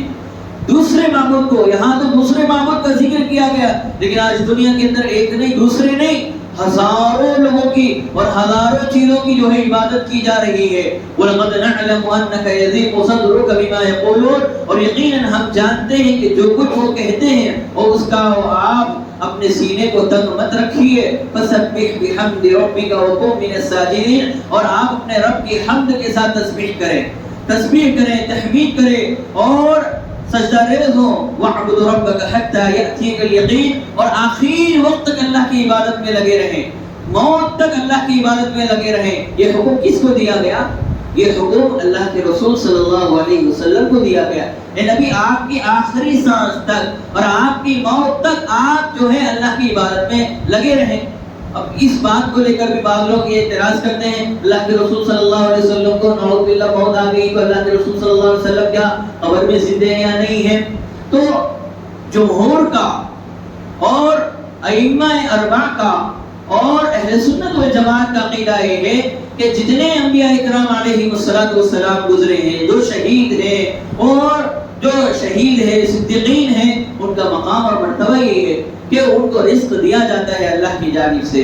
اور سورۃ البقرہ کی آیت نمبر 2 کے اندر بھی ذکر کیا گیا الذین اذا اصابتهم مصیبۃ، فرمایا یا ایھا الذین آمنوا استعینوا بالصبر والصلاۃ ان اللہ مع، وقالوا ان اللہ مع الصابرین ولا تقولوا لمن يقتل في سبيل الله اموات ولا تقولوا لمن يقتل في سبيل الله اموات بل احیاء عند ربهم يرزقون، بلکہ وہ اللہ کے یعنی اللہ کے نزدیک تو وہ زندہ ہے، باحیات ہے اور ان کو رزق دیا جاتا ہے. اور اسی وجہ کہ جب ہم سلام کرتے ہیں تو سلام کا جواب بھی دیا جاتا ہے. یہ الگ بات ہے کہ ہم تک نہیں پہنچتی آواز. پھر آگے فرمایا اس کے بعد سورۃ النحل شروع ہوتی ہے. یہ سورۃ النحل، اس کے معنی جو ہے اصل میں نحل کہتے ہیں عربی زبان میں شہد کی مکھی کو، شہد کی مکھی کو کہتے ہیں. اور اللہ تعالیٰ نے بعض چیزوں کے نام لے کر ان صورتوں کو نازل فرمایا، جیسے سورۃ النحل ہے، نحل کے معنی شہد کی مکھی ہے. اور اسی طرح نمل ہے ایک سورت، اور اس سورت کے معنی آتی چونٹی کے، کیونکہ ایک واقعہ اس کے اندر گزرا تھا سلیمان علیہ السلام کا. اس چونٹی کا جب وہ لشکر لے کر جا رہے تھے، اللہ تعالیٰ نے اس چونٹی کے اس واقعے کو منشن کرتے ہوئے فرمایا تو اس کی سورت کا نام ہی جو ہے نمل یعنی چونٹی کے نام سے سورت کو نازل فرمایا. اور یہ سورت نحل ہے. اور اس کے دوسرے معنی یہ ہیں کہ نعمتوں کے، نعم بھی اس کے معنی آتے ہیں. نعم کے معنی آتے ہیں اللہ کی بے شمار نعمتیں، نعمتوں کی جمع. اور اس سورت کے اندر اللہ تعالیٰ نے جہاں پر شہد کی مکھی کا تذکرہ فرمایا اور شہد کے فائدوں کا تذکرہ فرمایا ہے اور شہد کے اوپر جس طرح وحی نازل کی گئی تھی اس کا تذکرہ فرمایا ہے، اسی طرح اللہ تعالیٰ نے اپنی خلقت دنیا کے اندر جو مختلف قسم کے اللہ تعالیٰ کے مخلوقات ہیں، چرند ہیں، پرند ہیں اور بہت ساری چیزیں ہیں جس سے انسان فائدہ اٹھاتا ہے، ان نعمتوں کا بھی تذکرہ اللہ تعالیٰ نے اس سورت میں فرمایا ہے. اتی امر اللہ فلا تستعجلوا سبحانہ وتعالی عما یشرکون، اور پاک ہے وہ معبود اور برتر ہے جنہیں وہ شرک یعنی شریک ٹھہراتے ہیں دوسرے لوگوں کے، دوسرے معبودوں سے. ينزل الملائکۃ بالروح من امرہ علی من یشاء من عبادہ، وہ اپنے بندوں میں سے جس پر چاہے اپنے حکم سے وحی کر دیتا ہے، یعنی فرشتے نازل کرتا ہے. اور انسان کو اختیار نہیں ہوتا انسان کو اس بات کا اختیار نہیں ہوتا کہ وہ اپنے طرف سے جو ہے نبوت کا دعویٰ کرنے لگے یا 4 آدمی مل کر اس کو نبی بنانے لگے یا جب چاہے جو ہے وہ نبوت کا دعویٰ کرنے. اللہ کو اختیار ہے. اللہ تعالیٰ جس کو چاہتا ہے نبوت کے لیے اختیار فرماتا ہے. نبوت کے لیے، رسالت کے لیے اور کتاب نازل کرنے کے لیے جس طرح پچھلے انبیاء کو نازل فرمایا، یہ فرمایا ينزل الملائکۃ بالروح من امرہ، اپنے بندوں میں سے جس کو چاہتا ہے اور حکم یعنی وحی کے ذریعے سے اور فرشتوں کے ذریعے سے ان کا انتخاب فرماتا ہے. خلق السماوات والارض بالحق، اس نے آسمان اور زمین میں اور حق کے ساتھ تخلیق کی ہے. یعنی اللہ تعالیٰ نے آسمان اور زمین کو جس طرح سے پیدا فرمایا ہے، اور تعالی عما یشرکون، وہ ساری چیزیں جس کو شریک کرتے ہیں اللہ تعالیٰ کے ساتھ وہ بے جا ہیں. اللہ تعالیٰ اس سے پاک ہے. خلق السماوات خلق الانسان من نطفة فاذا هو خصيم مبين، اور اس نے انسان کو نطفے سے تخلیق کیا ہے، یعنی نطفے سے پیدا کیا ہے ایک اور وہ کھلا جھگڑا لو ہو گیا ہے. یعنی انسان اللہ تعالیٰ نے انسان کو پیدا فرمایا ہے اور اللہ تعالیٰ نے انسان کی تخلیق پیدا کی ہے، اور انسان کو اللہ نے ایک ناپاک نطفے سے پیدا فرمایا ہے، اور ایسا نطفہ اور ایسا قطرہ جس کی کوئی حیثیت نہیں ہے، جب پھولتا ہے، بڑا ہوتا ہے، جوان ہوتا ہے، عقل سلیم اس کو دی گئی ہے، اس کے باوجود بھی وہ اللہ سے جھگڑنے لگتا ہے. فَإِذَا هُوَ خَصِيمٌ مُّبِينٌ، ساری نشانیاں اس کے سامنے ہیں، اس کے باوجود بھی وہ اللہ سے جھگڑنے لگتا ہے کہ میں کیوں اللہ کی عبادت کروں. یعنی اللہ سے جو ہے عبادت کے تعلق سے جھگڑنے لگتا ہے. وَالْأَنْعَامَ خَلَقَهَا، اور اس نے چوپائے بھی پیدا کیے ہیں. لَكُمْ فِيهَا دِفْءٌ وَمَنَافِعُ وَمِنْهَا تَأْكُلُونَ، اور ان میں تمہارے لیے گرمی حاصل کرنے کا سامان اور دیگر منافع ہے، اور ان میں سے بعض کو تم کھاتے ہو. یعنی دنیا کے اندر اللہ تعالیٰ نے جو حلال جانور جس کے اندر فائدے رکھے ہیں اور جس کے اندر اللہ نے مختلف قسم کے فائدے رکھے ہیں کھانے کے اعتبار سے، اور اس کی چمڑوں کو استعمال کرنے کے اعتبار سے، اور اس کی ہڈیوں کو مختلف ادوات اور دوائیوں میں استعمال کرنے کے اعتبار سے، ومنافع، اس کے اندر بہت سارے فائدے ہیں. وَلَكُمْ فِيهَا جَمَالٌ حِينَ تُرِيحُونَ وَحِينَ تَسْرَحُونَ، اور ان میں تمہارے لیے عزت اور شان بھی ہے جب تم انہیں شام کو چرا کر لاتے ہو، صبح چرانے لے جاتے ہو. والخیل والبغال والحمیر لترکبوها وزینہ، آگے اللہ تعالیٰ نے گدھے کا اور خچر کا اور گھوڑے کا تذکرہ فرمایا ہے. یہ وہ جانور ہے جس سے انسان لطف اندوز ہوتا ہے، سواری اختیار کرتا ہے. اور آپ علیہ السلام کے بارے میں آتا ہے کہ اللہ کے رسول صلی اللہ علیہ وسلم نے اونٹنی کے اوپر بھی سفر کرتے تھے، گدھے کے اوپر بھی سفر کیا ہے آپ صلی اللہ علیہ وسلم نے، گھوڑے اور خچر کو بھی سواری کے طور پر استعمال کیا ہے. وَيَخْلُقُ مَا لَا تَعْلَمُونَ، اور اللہ تعالیٰ ایسی چیزوں کو پیدا فرمائے گا جس کا تمہیں علم نہیں ہے. یعنی دنیا کے اندر ایسی چیزوں کو بھی پیدا فرمائے گا جس کا تمہیں علم نہیں. ایک بات یاد رکھیں، ذہن میں رکھیں، یہاں پر اللہ تعالیٰ نے سواریوں کا تذکرہ فرمایا ہے. یعنی ایسے جانور جس پر ہم سواری کے طور پر استعمال کرتے ہیں، گدھا ہے، خچر ہے، گھوڑا ہے، بطور سوار کے ہم استعمال کرتے ہیں. اس کے بعد ہی اللہ تعالیٰ نے اس بات کا بھی تذکرہ فرمایا ہے ایسے چیزوں کو بھی پیدا فرمائیں گے ہم جس کا تمہیں علم نہیں ہے. اور 1400 سال پہلے اللہ تعالیٰ نے اس کا ذکر فرمایا ہے. اور آج دنیا کے اندر اس ترقی یافتہ دور کے اندر مختلف قسم کی سواریاں ایجاد ہو رہی ہیں. لوہے کی سواریاں، لوہا آسمان میں اڑتا ہے، اور چکلے کے ذریعے سے جو کشتی بنائی جاتی ہے پانی کے اندر تیرتی ہے، اس کا تذکرہ تو قرآن میں بھی ہے. اور اللہ تعالیٰ نے اسی بات کا تذکرہ فرمایا ہے جو سواری کے طور پر ہم استعمال کر رہے ہیں، اس کا تذکرہ اللہ تعالیٰ نے صاف الفاظ میں تو استعمال نہیں کیا ہے، صاف الفاظ میں اس کو استعمال یعنی بتایا نہیں، لیکن اللہ تعالیٰ نے انڈائریکٹ اس کا تذکرہ فرمایا کہ ایسی سواریاں بھی آنے والی ہیں جس کا تمہیں علم نہیں ہے. اور ہم تو مر جائیں گے، گل جائیں گے، سڑ جائیں گے، اور پتہ نہیں آگے دنیا کے اندر کیسی سواریاں آئیں گی اور کیسی چیزیں جو ہے دنیا کے اندر پیدا ہوں گی. وَعَلَى اللَّهِ قَصْدُ السَّبِيلِ وَمِنْهَا جَائِرٌ، اور سیدھی راہ اللہ ہی پر جا پہنچتی، اور بعض راہیں ہیں اس میں جو ٹیڑھی ہیں. یعنی اللہ تعالیٰ نے اس آیت کے ذریعے سے اس بات کی طرف توجہ دلائی ہے وَلَا تَتَّبِعُوا السُّبُلَ فَتَفَرَّقَ بِكُمْ عَنْ سَبِيلِهِ، یعنی اللہ تعالیٰ کا جو بتلایا ہوا راستہ ہے، اللہ تعالیٰ کا بتلایا ہوا راستہ ہے، اس راستے پر آدمی چلتا ہے تو اس کے لیے نجات ہوگی، اور اسی صورت کے اندر اللہ تعالیٰ نے یہ بھی فرمایا ہے کہ انسان کو دنیا کے اندر رہنمائی رہبری حاصل کرنے کے لیے اور قرآن اور سنت پر عمل کرنے کے لیے اور گمراہ ہوئے بغیر چلنے کے لیے اس کے لیے بنیادی جو چیز کی ضرورت پڑتی ہے وہ اہل علم کی ضرورت ہے. اور اسی سورۃ النحل کے اندر فرمایا فاسألوا اہل الذکر ان کنتم لا تعلمون. اگر تمہیں کسی چیز کا علم نہیں ہے تو تم اپنے علماء سے پوچھ لو, اپنے علماء سے تم رہبری حاصل کرو تاکہ تم گمراہ ہونے سے اور مختلف قسم کے فرقوں میں بٹنے سے جو ہے محفوظ ہو جاؤ. والذی انزل من السماء ماء لکم منه شراب ومنه شجر فیہ تسیمون.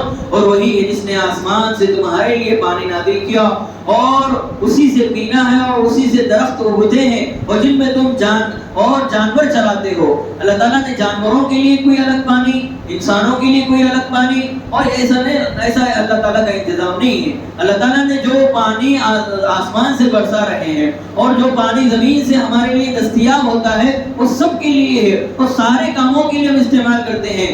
لکم فیہا لکم بہ الزرع والزیتون والنخیل والاعناب ومن کل الثمرات. آگے اللہ تعالیٰ کی ان خلقت کی ہوئی یعنی پیدا کی ہوئی نعمتوں کا تذکرہ ہے جس میں اللہ تعالیٰ نے کھیتی کا تذکرہ فرمایا, زیتون کا تذکرہ فرمایا ہے, کھجور کا تذکرہ فرمایا ہے, انگور کا تذکرہ فرمایا ہے, من کل الثمرات اور مختلف پھلوں کا بھی تذکرہ فرمایا ہے. ان فی ذلک لآیۃ لقوم یتفکرون. اور فکر کرنے والوں کے لیے اور تدبر اور غور و فکر کرنے والوں کے لیے ایک کھلی نشانی ہے. وسخر لكم الليل والنهار والشمس والقمر. آگے اللہ تعالیٰ کی ایک اور نشانی جو کھلی نشانی ہے, آسمان ہے, زمین ہے, رات ہے, دن ہے, اور اس کا اللہ تعالیٰ کا ایک نظام ہے کہ رات سورج جو غروب ہوتا ہے اپنے وقت پر غروب ہوتا ہے, ایک منٹ نہ پیچھے پہلے غروب ہوتا ہے نہ ایک منٹ بعد میں غروب ہوتا ہے, کیونکہ اللہ تعالیٰ کا بنایا ہوا نظام ہے. اس نے تمہارے لیے مسخر کیا ہے رات کو اور دن کو, سورج کو اور چاند کو اور ستاروں کو. ان فی ذلک لآیات لقوم یعقلون. اور ان میں عقل مند لوگوں کے لیے بے شمار نشانیاں ہیں. وهو الذي سخر البحر لتأكلوا منه لحما طريا وتستخرجوا. اور اس آیت میں, ان آیتوں میں اللہ تبارک و تعالیٰ نے زمین کے اندر یہاں اور پانی کے اندر رہنے والی ان جانوروں اور مچھلیوں کا تذکرہ فرمایا ہے. تری یعنی تر یعنی کچے لحم اور کچے گوشت کا تذکرہ فرمایا جسے ہم کھاتے ہیں, اور وہی ہے جس نے سمندر مسخر کیا ہے تاکہ تم اس سے تر و تازہ اور مچھلی کا گوشت کھاؤ, اس سے تم زیور اور موتی نکالتے ہو. یعنی انسان کو اللہ تعالیٰ نے جو زیورات اور مختلف قسم کی جو نعمتیں عطا فرمائے, موتی وغیرہ کہاں سے نکلتے ہیں؟ یہ زمین سے ہی نکلتی ہیں. اور قرآن پر تحقیق کرنے کے بعد اور قرآن پر جو ہے لوگ جو ہے ریسرچ کرنے کے بعد, اس کو پڑھنے کے بعد جو ہے تحقیق کرنی شروع کی. اور آج جو ہے آج تک بھی لوگ جو ہے سمندروں کے اندر غوطے لگا رہے ہیں تحقیق کے لیے نکلے ہوئے بڑے بڑے سمندروں کے اندر کہ کہیں موتی نکلے گی, کہیں جو ہے پیٹرول نکلے گا, کہیں کچھ نکلے گا. اور آگے فرمایا وَتَرَى الْفُلْكَ مَوَاخِرَ فِيهِ وَلِتَبْتَغُوا مِنْ فَضْلِهِ وَلَعَلَّكُمْ تَشْكُرُونَ. اور پانی کو اور اللہ تعالیٰ نے پیدا فرمایا ہے وَتَرَى الْفُلْكَ مَوَاخِرَ فِيهِ, اور اللہ تعالیٰ کا فضل تلاش کرو وَلَعَلَّكُمْ وَلِتَبْتَغُوا مِنْ فَضْلِهِ وَلَعَلَّكُمْ تَشْكُرُونَ, اور اللہ تعالیٰ کا تم شکر ادا کرو. یہ ساری نعمتیں اللہ تعالیٰ کی اس لیے کہ ہم اللہ تعالیٰ کا شکر ادا کریں. جو نعمت اللہ نے ہمیں عطا فرمائے ہر نعمت پر شکر ادا کرنا ہمارے لیے واجب ہے. ایک صحابی رسول کے بارے میں آتا ہے, حضرت ابو ذر رضی اللہ تعالیٰ عنہ کے, ابن عباس رضی اللہ تعالیٰ عنہ کے جو شاگرد تھے, اور اس کا تذکرہ العلم والعلماء میں بھی اس کا تذکرہ ہے اس کتاب کے اندر کہ ان کے وہ صحابی جو تھے بہت معذور تھے. ہاتھ ان کے نہیں تھے, پیر ان کے نہیں تھے, آنکھوں کے اعتبار سے وہ نابینا تھے, اور صرف ان کے پاس جو تھی اور یہاں تک کہ ان کے جسم کے اوپر بھی جو ہے کمزوری بہت لاحق ہو گئی تھی. اور ریت میں بیٹھ کر دوسرے صحابہ کو درس دیتے تھے, دوسرے صحابہ کو ریت میں بیٹھ کر جو ہے درس دیتے تھے, اور دوسرے صحابہ ان کو ہاتھ میں اٹھا کر لا کر وہاں پر بٹھاتے تھے, اور درس ہونے کے بعد ان کو لے جا کر جو اپنے گھر پر چھوڑتے تھے. دونوں پیر سے معذور تھے, دونوں ہاتھوں سے معذور تھے, دونوں آنکھوں سے بھی معذور تھے, اور درس دینے کے درمیان میں کیا کہتے تھے؟ اللہم لک الحمد و لک الشکر, اللہ آپ کا شکر ہے, اللہ آپ کا شکر ہے. تو دوسرے صحابہ نے کہا کہ حضرت قتادہ رضی اللہ تعالیٰ نے کہا کہ آپ اتنی یعنی آپ کے پاس ہاتھ نہیں ہے، آپ کے پاس پیر نہیں ہے، دیکھنے کے لیے آنکھیں نہیں، پھر بھی آپ شکر ادا کر رہے ہیں اللہ تعالیٰ کا. تو انہوں نے اس کے جواب میں کہا کہ اللہ تعالیٰ نے مجھے شکر کرنے والی زبان اور ذکر کرنے والا دل اللہ نے عطا فرمایا، اس سے بڑی نعمت نہیں ہے. تو دیکھیے ایک صحابی رسول جو سارے جسمانی اعتبار سے معذور ہے اور بیٹھ کر درس دے رہے ہیں، پھر بھی اللہ کا شکر ادا کر رہے ہیں. تو شکر انسان جب کرتا ہے تو اللہ تعالیٰ اس کی نعمتوں میں اضافہ فرمائے گا. اور اسی آیت کے آخر میں فرمایا وَإِن تَعُدُّوا نِعْمَةَ اللَّهِ لَا تُحْصُوهَا، اور اللہ تعالیٰ کی اگر تم نعمتوں کو گننا چاہو تو ہرگز نہیں گن سکتے. پھر فرمایا فَمَن يَخْلُقُ كَمَن لَّا يَخْلُقُ، اللہ تعالیٰ نے دنیا والوں سے چیلنج کیا ہے کہ میں نے جس طرح سے دنیا کو پیدا کیا ہے کہ کوئی ہے دنیا کو اس طرح سے پیدا کرے. افلا تذکرون، اور بے شک اللہ تعالیٰ بہت بخشنے والا اور نہایت رحم کرنے والا ہے.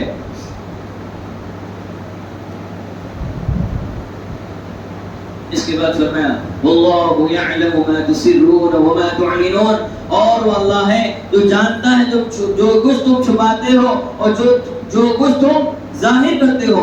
یعنی ظاہری باتوں سے بھی وہ واقف ہے اور باطنی باتوں سے واقف ہے. والذین يدعون من دون اللہ لا يخلقون شیئا وهم يخلقون، اور لوگ جنہیں اللہ کے سوا پکارتے ہیں وہ کوئی چیز تخلیق نہیں کرتے جبکہ وہ خود تخلیق کیے گئے ہیں، یعنی وہ خود پیدا کیے گئے ہیں. اموات غیر احیاء، وہ مردے ہیں زندہ نہیں ہیں. ایان یبعثون، اور وہ کب اٹھائے جائیں گے.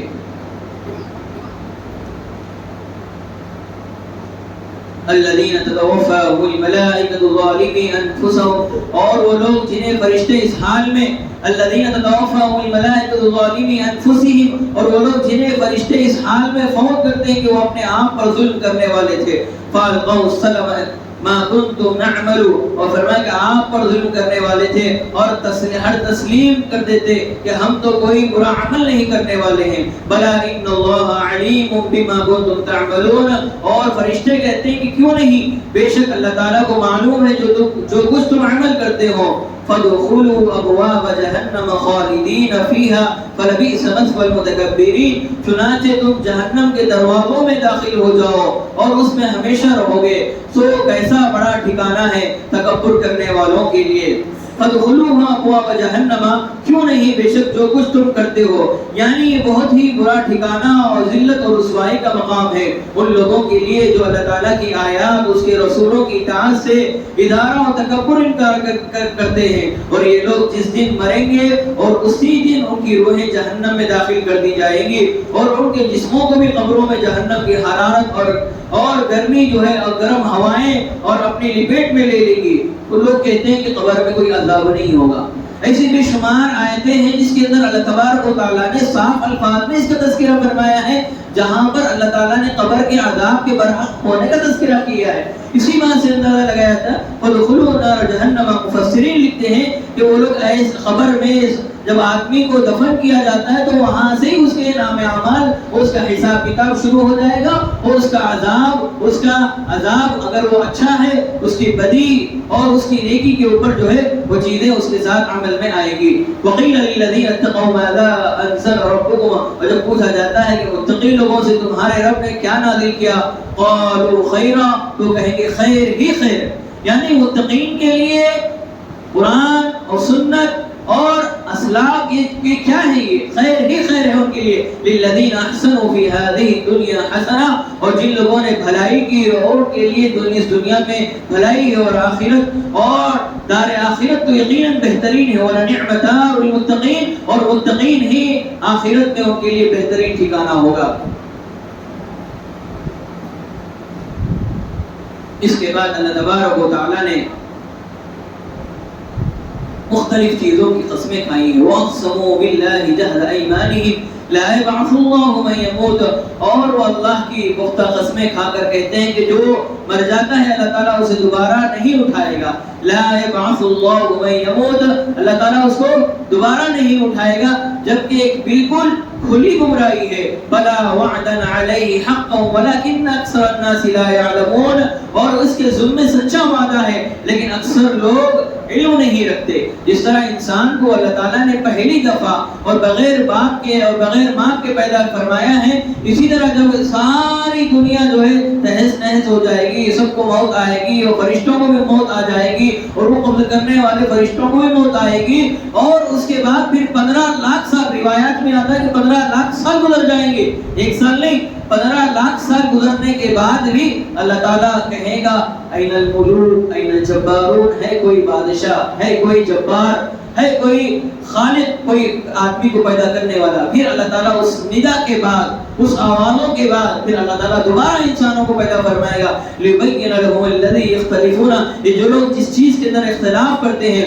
وَلِيَعْلَمَ الَّذِينَ كَفَرُوا أَنَّهُمْ كَاذِبِينَ، یہ بے شک، اور ہم کسی چیز کا ارادہ کر لیں تو اس کے لیے ہمارا صرف یہی قول ہوتا ہے کہ ہم اسے کہتے ہیں کہ ہو جا تو وہ چیز ہو جائے گی. جیسے کہ سورۃ الیاسین کے اندر بھی فرمایا گیا کن فیکون، تو اللہ تعالیٰ کا حکم ہوتا ہے تو کن، وہ چیز فیکون ہو جائے گی. والذین هاجروا فی اللہ من بعد ما ظلموا لنبوئنهم فی الدنیا حسنہ، اور جن لوگوں نے ظلم و ستم سہنے کے بعد بھی اللہ کی راہ میں ہجرت کی ہے، ظلم و ستم سہنے کے باوجود بھی اللہ کی راہ میں ہجرت کی ہے، البتہ ہم انہیں دنیا میں ضرور اچھا ٹھکانہ دیں گے. وَالْأَجْرُ الْآخِرَةِ أَكْبَرُ، اور آخرت کا اجر تو بہت بڑا ٹھکانہ ہے، یعنی بہت بڑا اجر ہے. لَوْ كَانُوا يَعْلَمُونَ، کاش کہ وہ علم رکھتے.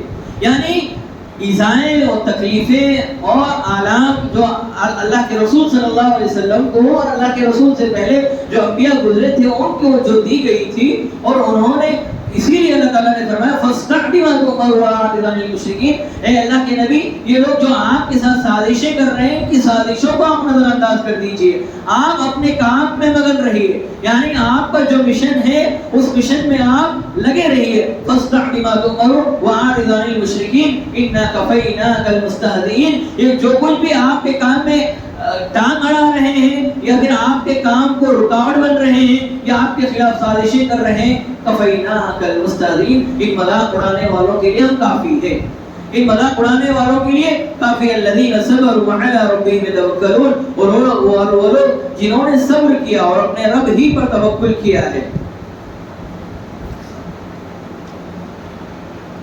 وما ارسلنا من قبلك الا رجالا نوحي اليهم فاسالوا اهل الذكر ان كنتم لا تعلمون، اور ہم نے آپ سے پہلے بھی اور مرد ہی نبی بھیجے تھے اور ہم نے ان کی طرف وحی کرتے تھے، لہذا تم اہل ذکر، اہل کتاب سے پوچھ لو اگر تم علم نہیں رکھتے ہو.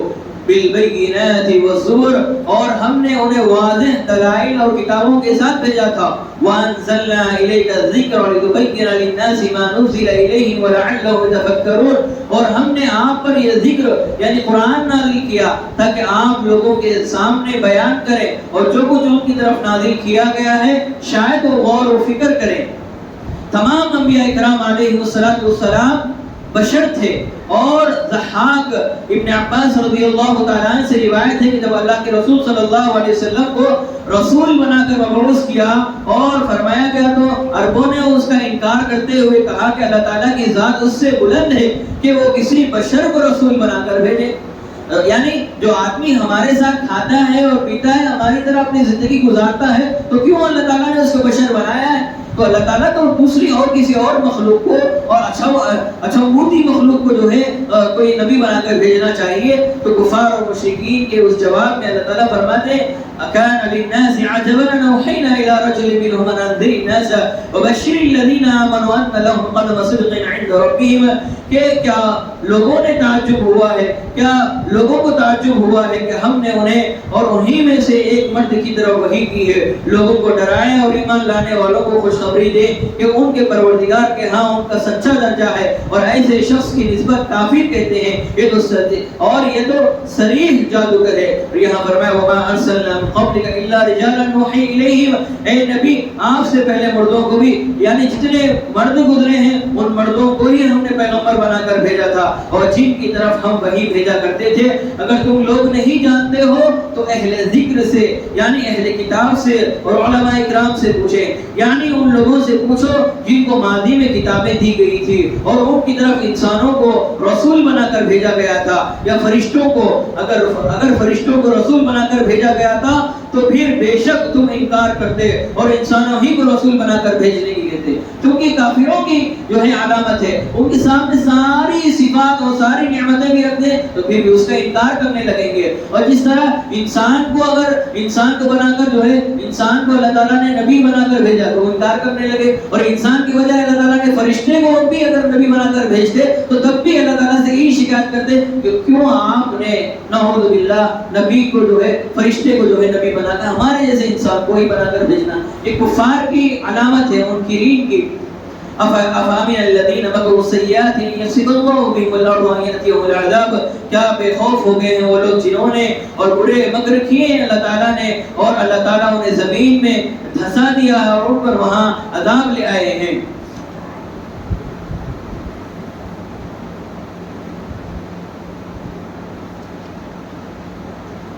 آگے اللہ تعالیٰ ارشاد فرماتے ہیں وَيَجْعَلُونَ لِمَا لَا يَعْلَمُونَ نَصِيبًا مِمَّا رَزَقْنَاهُمْ, اور ہم نے انہیں رزق جو رزق دیا ہے اور اس میں ان سے باطل معبودوں کا حصہ ٹھہراتے ہیں. اللَّهِ لَتُسْأَلُونَ عَمَّا كُنتُمْ تَفْتَرُونَ, اور انسان کو اس بات کا وہم اور گمان بھی نہیں ہوتا ہے کہ اس کو رزق کہاں سے دیا جاتا ہے. یعنی اللہ تعالیٰ کا طے شدہ امر ہے اور اللہ تعالیٰ نے رزق کی ذمہ داری اپنے اوپر لی ہے. دنیا کے اندر جتنی مخلوقات ہیں, انسان ہے, چرند ہے, پرند ہے, فرمایا وما من دابة في الأرض إلا على الله رزقها ويعلم مستقرها ومستودعها, اور جتنے چوپائے ہیں اور جتنے جانور ہیں سارے جانوروں کو اور انسانوں کو رزق دینے والی ذات اللہ کی ہے, اور انسانوں کو بھی رزق دیتا ہے اللہ تعالیٰ, اور انسان کو بعض مرتبہ پتہ ہی نہیں چلتا کہ اس کے پاس کہاں سے وہ چیز آئی ہے. فرمایا وَيَجْعَلُونَ لِمَا لَا يَعْلَمُونَ نَصِيبًا مِمَّا رَزَقْنَاهُمْ اللَّهِ لَتُسْأَلُونَ عَمَّا كُنتُمْ تَفْتَرُونَ. پھر فرمایا وَيَجْعَلُونَ لِلَّهِ الْبَيْتِ سُبْحَانَهُ لِلَّهِ الْبَنَاتِ سُبْحَانَهُ وَلَهُمْ مَا يَشْتَهُونَ, اور وہ اللہ تعالیٰ کی بیٹیاں ٹھہراتے ہیں اور اولاد سے پاک ہے. یعنی ان آیتوں میں اللہ تبارک و تعالیٰ نے اس عقیدہ تثلیث کا تذکرہ فرمایا ہے جس کو ٹرینٹی کہتے ہیں, جن کا عقیدہ یہ ہے کہ اللہ تعالیٰ نعوذ باللہ اللہ تعالیٰ کا باپ ہے, اللہ تعالیٰ کی ماں ہے, اللہ تعالیٰ کی کوئی اولاد ہے. اس کی صراحت کے ساتھ اللہ تعالیٰ نے وضاحت فرما دی ہے قل هو اللہ احد اللہ الصمد لم یلد ولم یولد. اللہ تعالیٰ کا نہ کوئی باپ ہے نہ اللہ تعالیٰ کی کوئی اولاد ہے. اللہ تعالیٰ کیا ہے؟ پاک ہے. اللہ کی ذات ان سارے عیوب سے پاک ہے. اللہ تعالیٰ ازل سے اور ابد تک اکیلے اور اکیلے ہی رہیں گے. اللہ کی کوئی اولاد نہیں ہے. اور یہ جو لوگ اللہ تعالیٰ کے تعلق سے من گھڑت باتیں لگاتے ہیں کہ اللہ تعالیٰ کی بیٹیاں ہیں وَلَهُمْ مَا يَشْتَهُونَ, اور فرما دیجئے يَتَوَارَوْا مِنَ الْقَوْمِ الَّذِينَ مِنْ سُوءِ مَا بُشِّرَ بِهِ, اور اسعار کے باعث لوگوں سے اور پچھتا پھرتے ہیں جس کی اسے بشارت دی گئی ہے. أَلَا سَاءَ مَا يَحْكُمُونَ, اور کیا اپنی توہین کے باوجود بھی اسے باقی رکھنے یا اسے مٹی میں دبا دیا جائے گا. لِلَّذِينَ لَا يُؤْمِنُونَ بِالْآخِرَةِ مَثَلُ السَّوْءِ, اور جو لوگ آخرت پر ایمان نہیں رکھتے ان کے لیے بری مثال ہے, ان کے لیے بری مثال ہے. اور اللہ تعالیٰ کے لیے اعلیٰ مثال, اور وہ غالب اور خوب حکمت والا ہے. اور ایمان والے کی سب سے بڑی علامت اور اس کو جن چیزوں کے اوپر ایمان اور عقیدہ رکھنا چاہیے وہ یہ ہے کہ اللہ کی کتابوں پر, اللہ تعالیٰ کے فرشتوں پر, اللہ تعالیٰ کے بھیجے ہوئے مبعوث کیے ہوئے نبیوں پر, اور قیامت کے دن پر, اور آخرت کے دن پر, دوبارہ زندہ اٹھائے جانے پر, اور حشر و نشر پر. یہ سارے جتنے بھی اللہ تعالیٰ کے ہونے والے عمل ہیں اللہ کی جانب سے, ان سارے امور پر انسان کو اللہ کے بندے کو جو ایمان رکھنا ہے. اگر اس کے اندر کمی پیشی آتی ہے تو پھر اس کا ٹھکانہ جہنم ہے, کیونکہ اس کی آخرت برباد ہو جائے گی. ایمان کے اندر ذرے برابر بھی کمی آئے گی, یعنی اللہ کی ذات کے تعلق سے اور حشر نشر کے تعلق سے, قبر کے عذاب کے تعلق سے, دوبارہ زندہ اٹھائے جانے کے تعلق سے انسان کے دل میں وسوسہ بھی اگر آتا ہے تو پھر اس کا ایمان خطرے میں ہے, تو پھر اس کا ایمان خطرے میں ہے. اسی بات کا تذکرہ فرمایا. اللہ تعالیٰ جو ہے خوب حکمت والا ہے اور غالب ہے. وَلَوْ يُؤَاخِذُ اللَّهُ النَّاسَ بِظُلْمِهِمْ,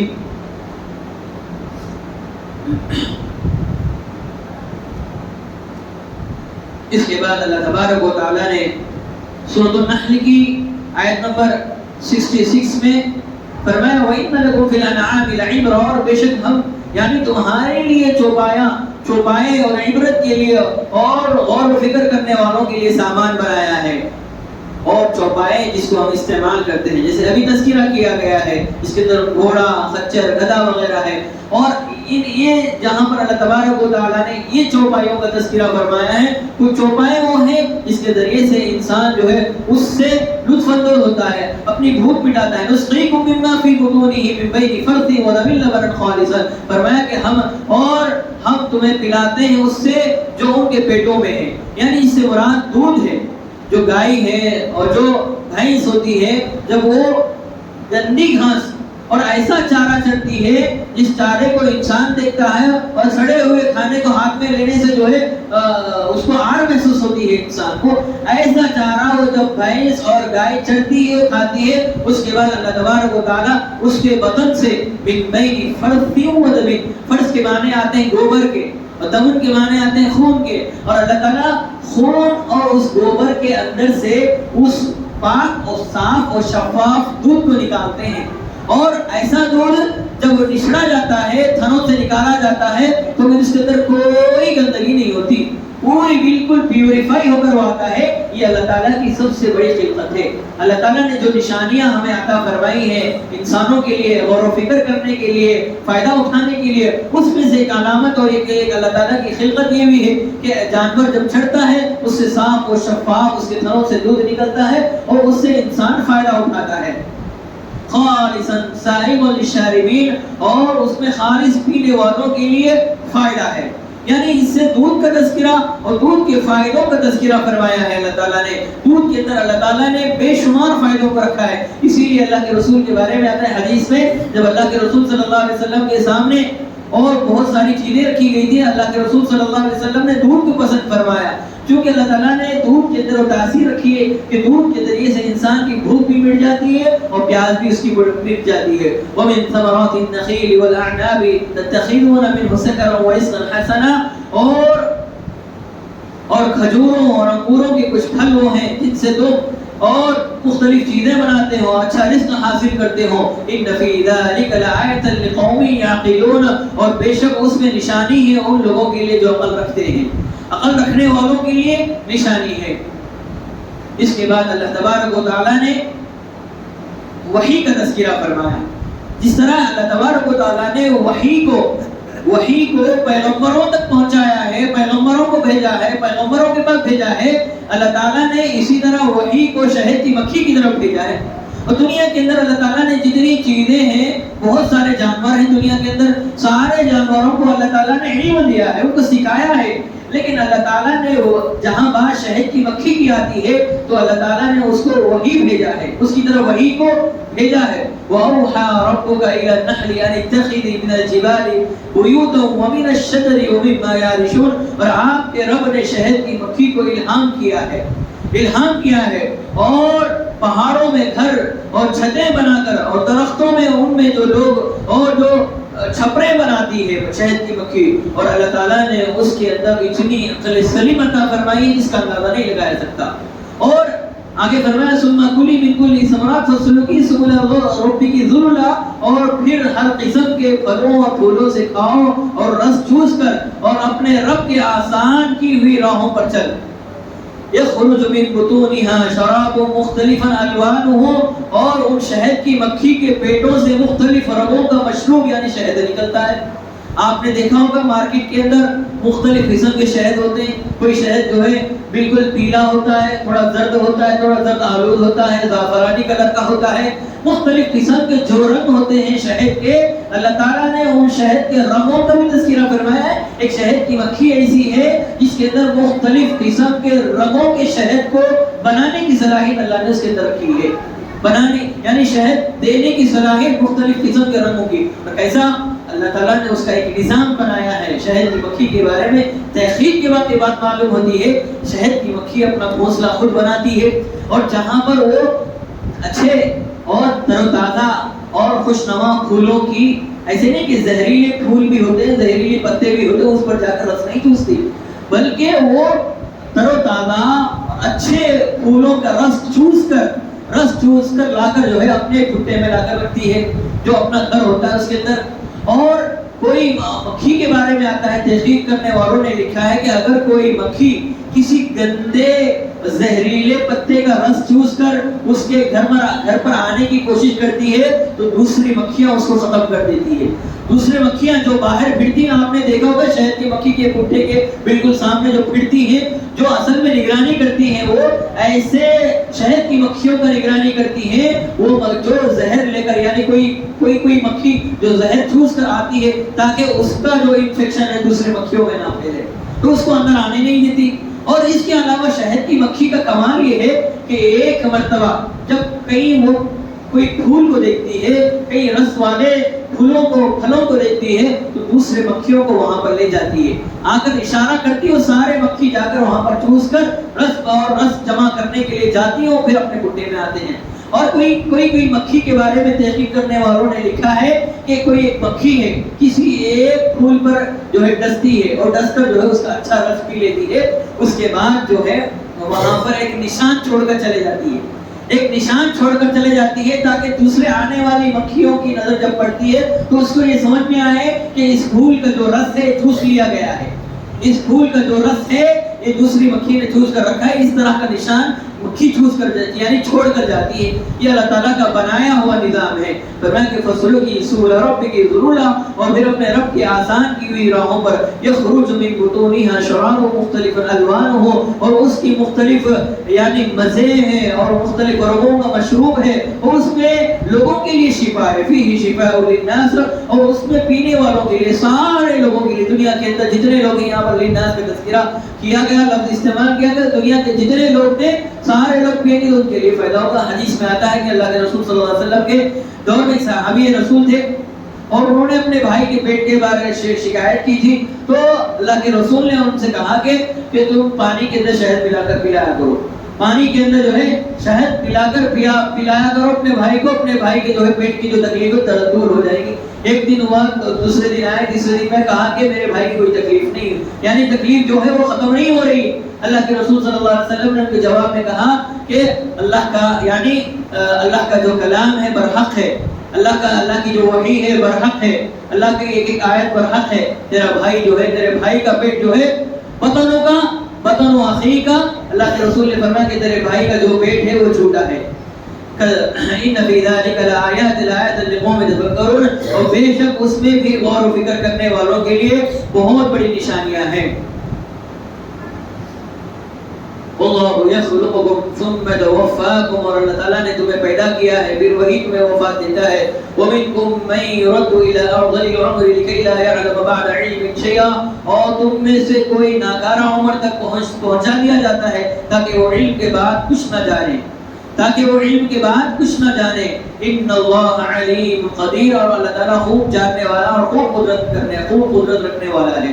یعنی اللہ تعالیٰ نے انسان کو جو عمر عطا فرمائی ہے اس کے کچھ حصے ہیں، 3 حصے ہیں۔ ایک حصہ ہے بچپنے کا حصہ ہوتا ہے، دوسرا حصہ ہوتا ہے جوانی کا حصہ ہوتا ہے، اور تیسرا وہ حصہ ہوتا ہے جو بڑھاپے کا حصہ ہوتا ہے۔ تو اللہ تعالیٰ اس بڑھاپے کے حصے کی طرف اشارہ کرتے فرمایا اور ذل العمر لکی لا یعلم بعد علم شیئا، کہ اس حصے کو پہنچنے کے بعد انسان کے اندر جو ہے اس کو بلا دیا جاتا ہے۔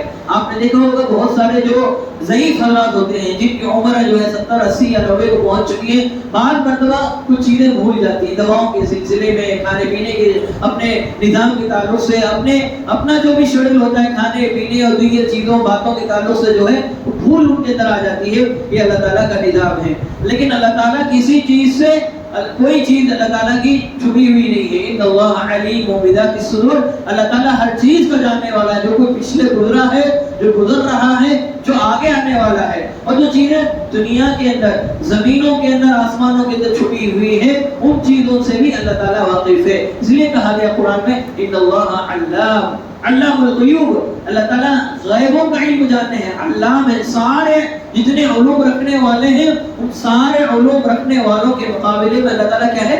علام ہے، زیادہ علم رکھنے والے ہیں۔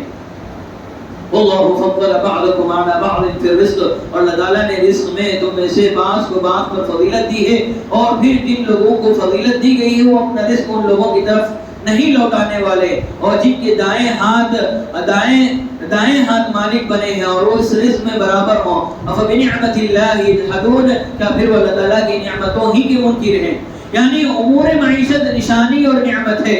اللہ تعالیٰ نے اس آیت میں مشرکین پر ان کے اس جہل اور کفر کو خوب واضح کر دیا ہے، جو اللہ تعالیٰ کے ساتھ شرک بناتے ہیں حالانکہ وہ اس بات کا بالکل اعتراف کرتے ہیں۔ اور اللہ تعالیٰ کے بندے ایسے ہیں جیسا کہ حج کے تلبیے اور وہ کہا کرتے تھے اللہ لبیک اللہم لبیک لا شریک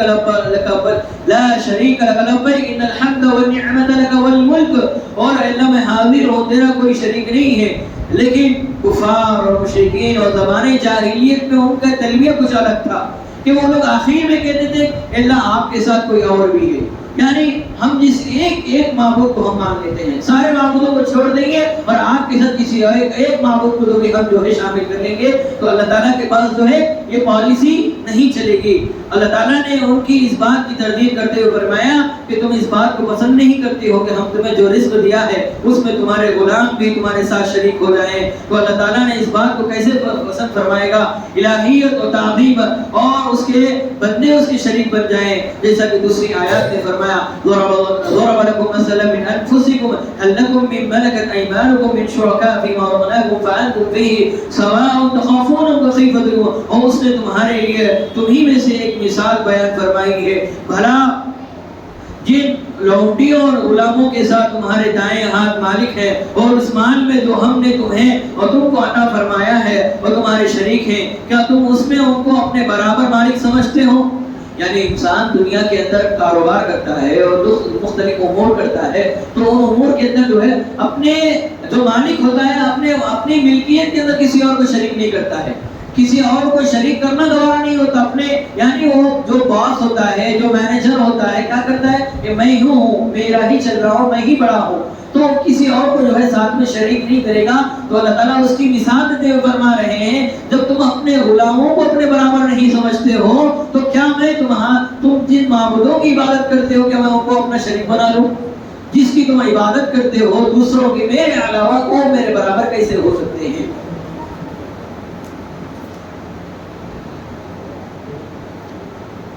پھر فرمایا واللہ جعل لکم من بیوتکم سکنا وجعل لکم من جلود الانعام بیوتا تستخفونها یوم لعنکم ویوم اقامتکم ومن اصفافها واوبارها واشعارها اثاثا ومتاعا الی حین۔ اللہ تعالیٰ نے تمہارے لیے تمہارے گھر اور جائے سکونت بنائے اور تمہارے لیے چوپایوں اور کھاروں اور ایسے گھر اور ایسے خیمے بنائے جنہیں تم ہلکا سمجھتے ہو، اور اپنی کوچ کے دن اور اپنے قیام کے دن اور ان میں بھیڑوں کی اولاد اور ان میں اونٹنوں اور اونٹوں کی پشم اور ان کی بکریوں کے بالوں سے گھریلو اثاثے اور ایک مدت تک برتنے کی چیزوں کو تم جو ہے بنائے۔ اللہ تعالیٰ نے ان ساری چیزوں کو انسان کے لیے بنائے۔ واللہ جعل لکم مما خلق ظلالا وجعل لکم من الجبال اکنانا وجعل لکم سرابل تقیکم الحر وسرابل تقیکم البأس، اور اللہ تعالیٰ نے اپنی تخلیق کردہ چیزوں سے تمہارے لیے سائے بنائے، تمہارے لیے پہاڑوں میں چھپنے کے مقام غار بنائے ہیں، اور تمہارے لیے کرتے بنائے جو تمہیں گرمی میں یعنی گرمی سے بچنے کے لیے پہنتے ہو، یعنی انسان جو گرمی اور سردی میں جو کپڑے پہنتا ہے ان نعمتوں کا بھی اللہ تعالیٰ نے تذکرہ فرمایا ہے۔ وَسَرَابِيلَ تَقِيكُمُ الْبَأْسَ، اور جو تمہیں گرمی اور جو ذرہ اور وقت جو تمہاری لڑائی میں تمہیں بچاتے ہیں۔ نعمتہ علیکم لعلکم تسلمون، اور اسی طرح وہ تم پر اپنی نعمتیں تمام کرتا ہے تاکہ تم مطیع ہو جاؤ۔ فَإِن تَوَلَّوْا فَإِنَّمَا عَلَيْكَ الْبَلَاغُ الْمُبِينُ، پھر اگر وہ پھرے آپ کے ذمہ تو صرف اور صاف آپ کا کام پہنچانا ہے۔ جیسے قرآن کریم کے اندر دوسری جگہوں پر بھی تذکرہ کیا گیا، اللہ کے رسول صلی اللہ علیہ وسلم کو بحیثیت ایک پیغمبر بنا کر بھیجا گیا ہے، ایک داعی بنا کر بھیجا گیا، اور اللہ کے رسول صلی اللہ علیہ وسلم پر کوئی خاص ذمہ داری عائد نہیں فرمائی کہ آپ ان کو لا کر ہی رہنا چاہیے، یعنی آپ کا کام پہنچانا ہے، جیسا کہ لست علیہم بمسیطر، میرا کام پہنچانا ہے۔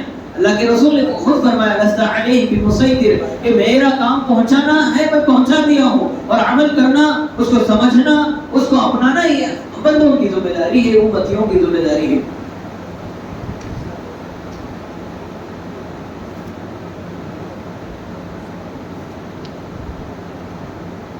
ان اللہ یأمر بالعدل والإحسان وإیتاء ذی القربى وینہی عن الفحشاء والمنکر والبغی یعظکم لعلکم تذکرون. اور بے شک اللہ تعالیٰ عدل اور انصاف اور احسان اور قرابت داروں کو امداد دینے کا حکم دیتا ہے.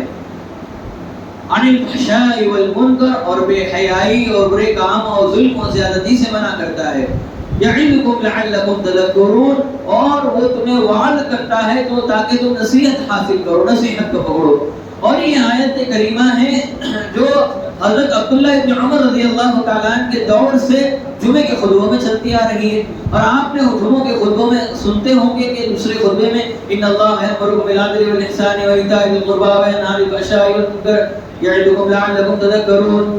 تو خطیب جو کہتا ہے یعنی خطبہ دینے والا، اس لیے کہ یہ جو سلسلہ حضرت عبداللہ ابن عمر رضی اللہ تعالیٰ عنہ کے دور سے شروع ہوا ہے، اس لیے کہ حضرت عبداللہ ابن عمر رضی اللہ تعالیٰ عنہ کے دور میں ان کی جو سلطنت تھی، ان کی جو بادشاہت تھی، وہ ایک بے مثال تھی، جس کے اندر ناانصافی، جس کے اندر ظلم و زیادتی کا کوئی دور دور تک بھی کوئی اندیشہ نہیں تھا. دور دور تک بھی جو ہے کوئی آدمی وہم و گمان بھی نہیں لگا سکتا تھا کہ لوگوں کے درمیان میں جو ہے عدل اور انصاف قائم ہوتا تھا. لوگوں کے معاملات کے اندر، معاشرتی نظام کے اندر ہر اعتبار سے عدل قائم کیا گیا تھا حضرت عبداللہ ابن عمر رضی اللہ تعالیٰ عنہ کے دور خلافت میں. اور اسی وجہ سے وہ سلسلہ اب تک خطبوں کے اندر جو ہے یہ آیت چلی آ رہی ہے. اس کے بعد تقریباً 250-300 سال گزرے ہیں. اس کے بعد مسلمانوں کی جو سلطنت تھی اور مسلمانوں کی جو حکومت تھی وہ ختم ہو گئی. اور انصاف اور احسان اور پورے قرآن کا جز بھی یہی ہے.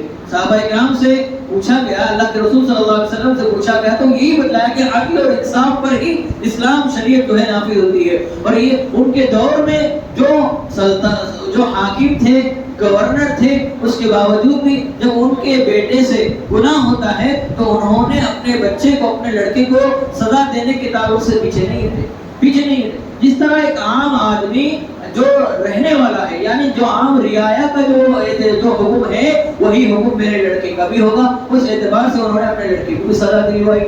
تو یہ قانون تھا، یہ عدل تھا، یہ انصاف تھا. اور اللہ تعالیٰ اسی بات کا حکم فرماتے ہیں کہ بے شک اللہ تعالیٰ عدل کو پسند فرماتے ہیں، قرابت داری کو پسند فرماتے ہیں، اور رشتہ داروں کے ساتھ حسن سلوک کو پسند فرماتے ہیں، اور بے حیائی کے کاموں سے روکتے ہیں. اور اللہ تعالیٰ فرماتے ہیں تاکہ نصیحت تمہیں اس لیے کی جا رہی ہے تاکہ تم اس کو نصیحت حاصل کرو، یعنی نصیحت پکڑو. یعنی جو نصیحتیں بھی مل رہی ہیں، ہم سنتے ہیں قرآن، ہم پڑھتے ہیں، بار بار سنتے ہیں، جمعے کے خطبے ہوتے ہیں. آدمی جمعے کے خطبوں میں کب سے آ رہا ہے، کب سے جمعے کے خطبے سنتا ہے، کہ کب سے جو ہے کتنی شب قدر، شب برات، شب برات ایسے اور دیگر جلسوں میں کیوں جاتا ہے، کیوں اس کے اندر شریک ہوتا ہے؟ اس لیے کہ نصیحت حاصل کرے. نصیحت حاصل کرنے کی غرض سے، اس کی نیت سے جاتا ہے. اور یہ اللہ تعالیٰ کا حکم ہے تاکہ انسان کا دل کب کھلے، اس کا دماغ کب کھلے اور کب وہ جو ہے راہ راست پر آ جائے، ہم اس کا علم نہیں ہے. کوشش کرنا بندے کا کام ہے، نصیحت حاصل کرنے کی کوشش کرتے رہنا یہ بندے کا کام ہے. آگے فرمایا وَأَوْفُوا بِالْعَهْدِ إِذَا عَاهَدتُّمْ، اور فرمایا کہ وعدوں کو پورا کرو، عہد و پیمان کو پورا کرو. یعنی جب تم کسی سے وعدہ کرو تو اس وعدے کو پورا کرو. ولا تنقضوا الأيمان بعد توكيدها فقد جعلتم الله عليكم كفيلا، اور قسمیں پکی کرنے کے بعد اور ان قسموں کو نہ توڑو. عام طور پر جو ہے انسان جو ہے معمولی سی باتوں پر جو ہے قسمیں کھاتا ہے، اور قسم بھی کیا ہے، کبھی کتاب پر کھاتا ہے، کبھی ماں باپ پر کھاتا ہے، کبھی رسولوں پر کھاتا ہے، کبھی فلاں پر کھاتا ہے، کبھی فلاں پر کھاتا ہے. تو یہ جو ہے قسم جو ہے لغو ہے، اس قسم کی کوئی حیثیت نہیں. قسم اسی چیز کی مانی جاتی ہے صرف اللہ کے نام پر، اللہ کی ذات پر ہی قسم کھائی جا سکتی ہے.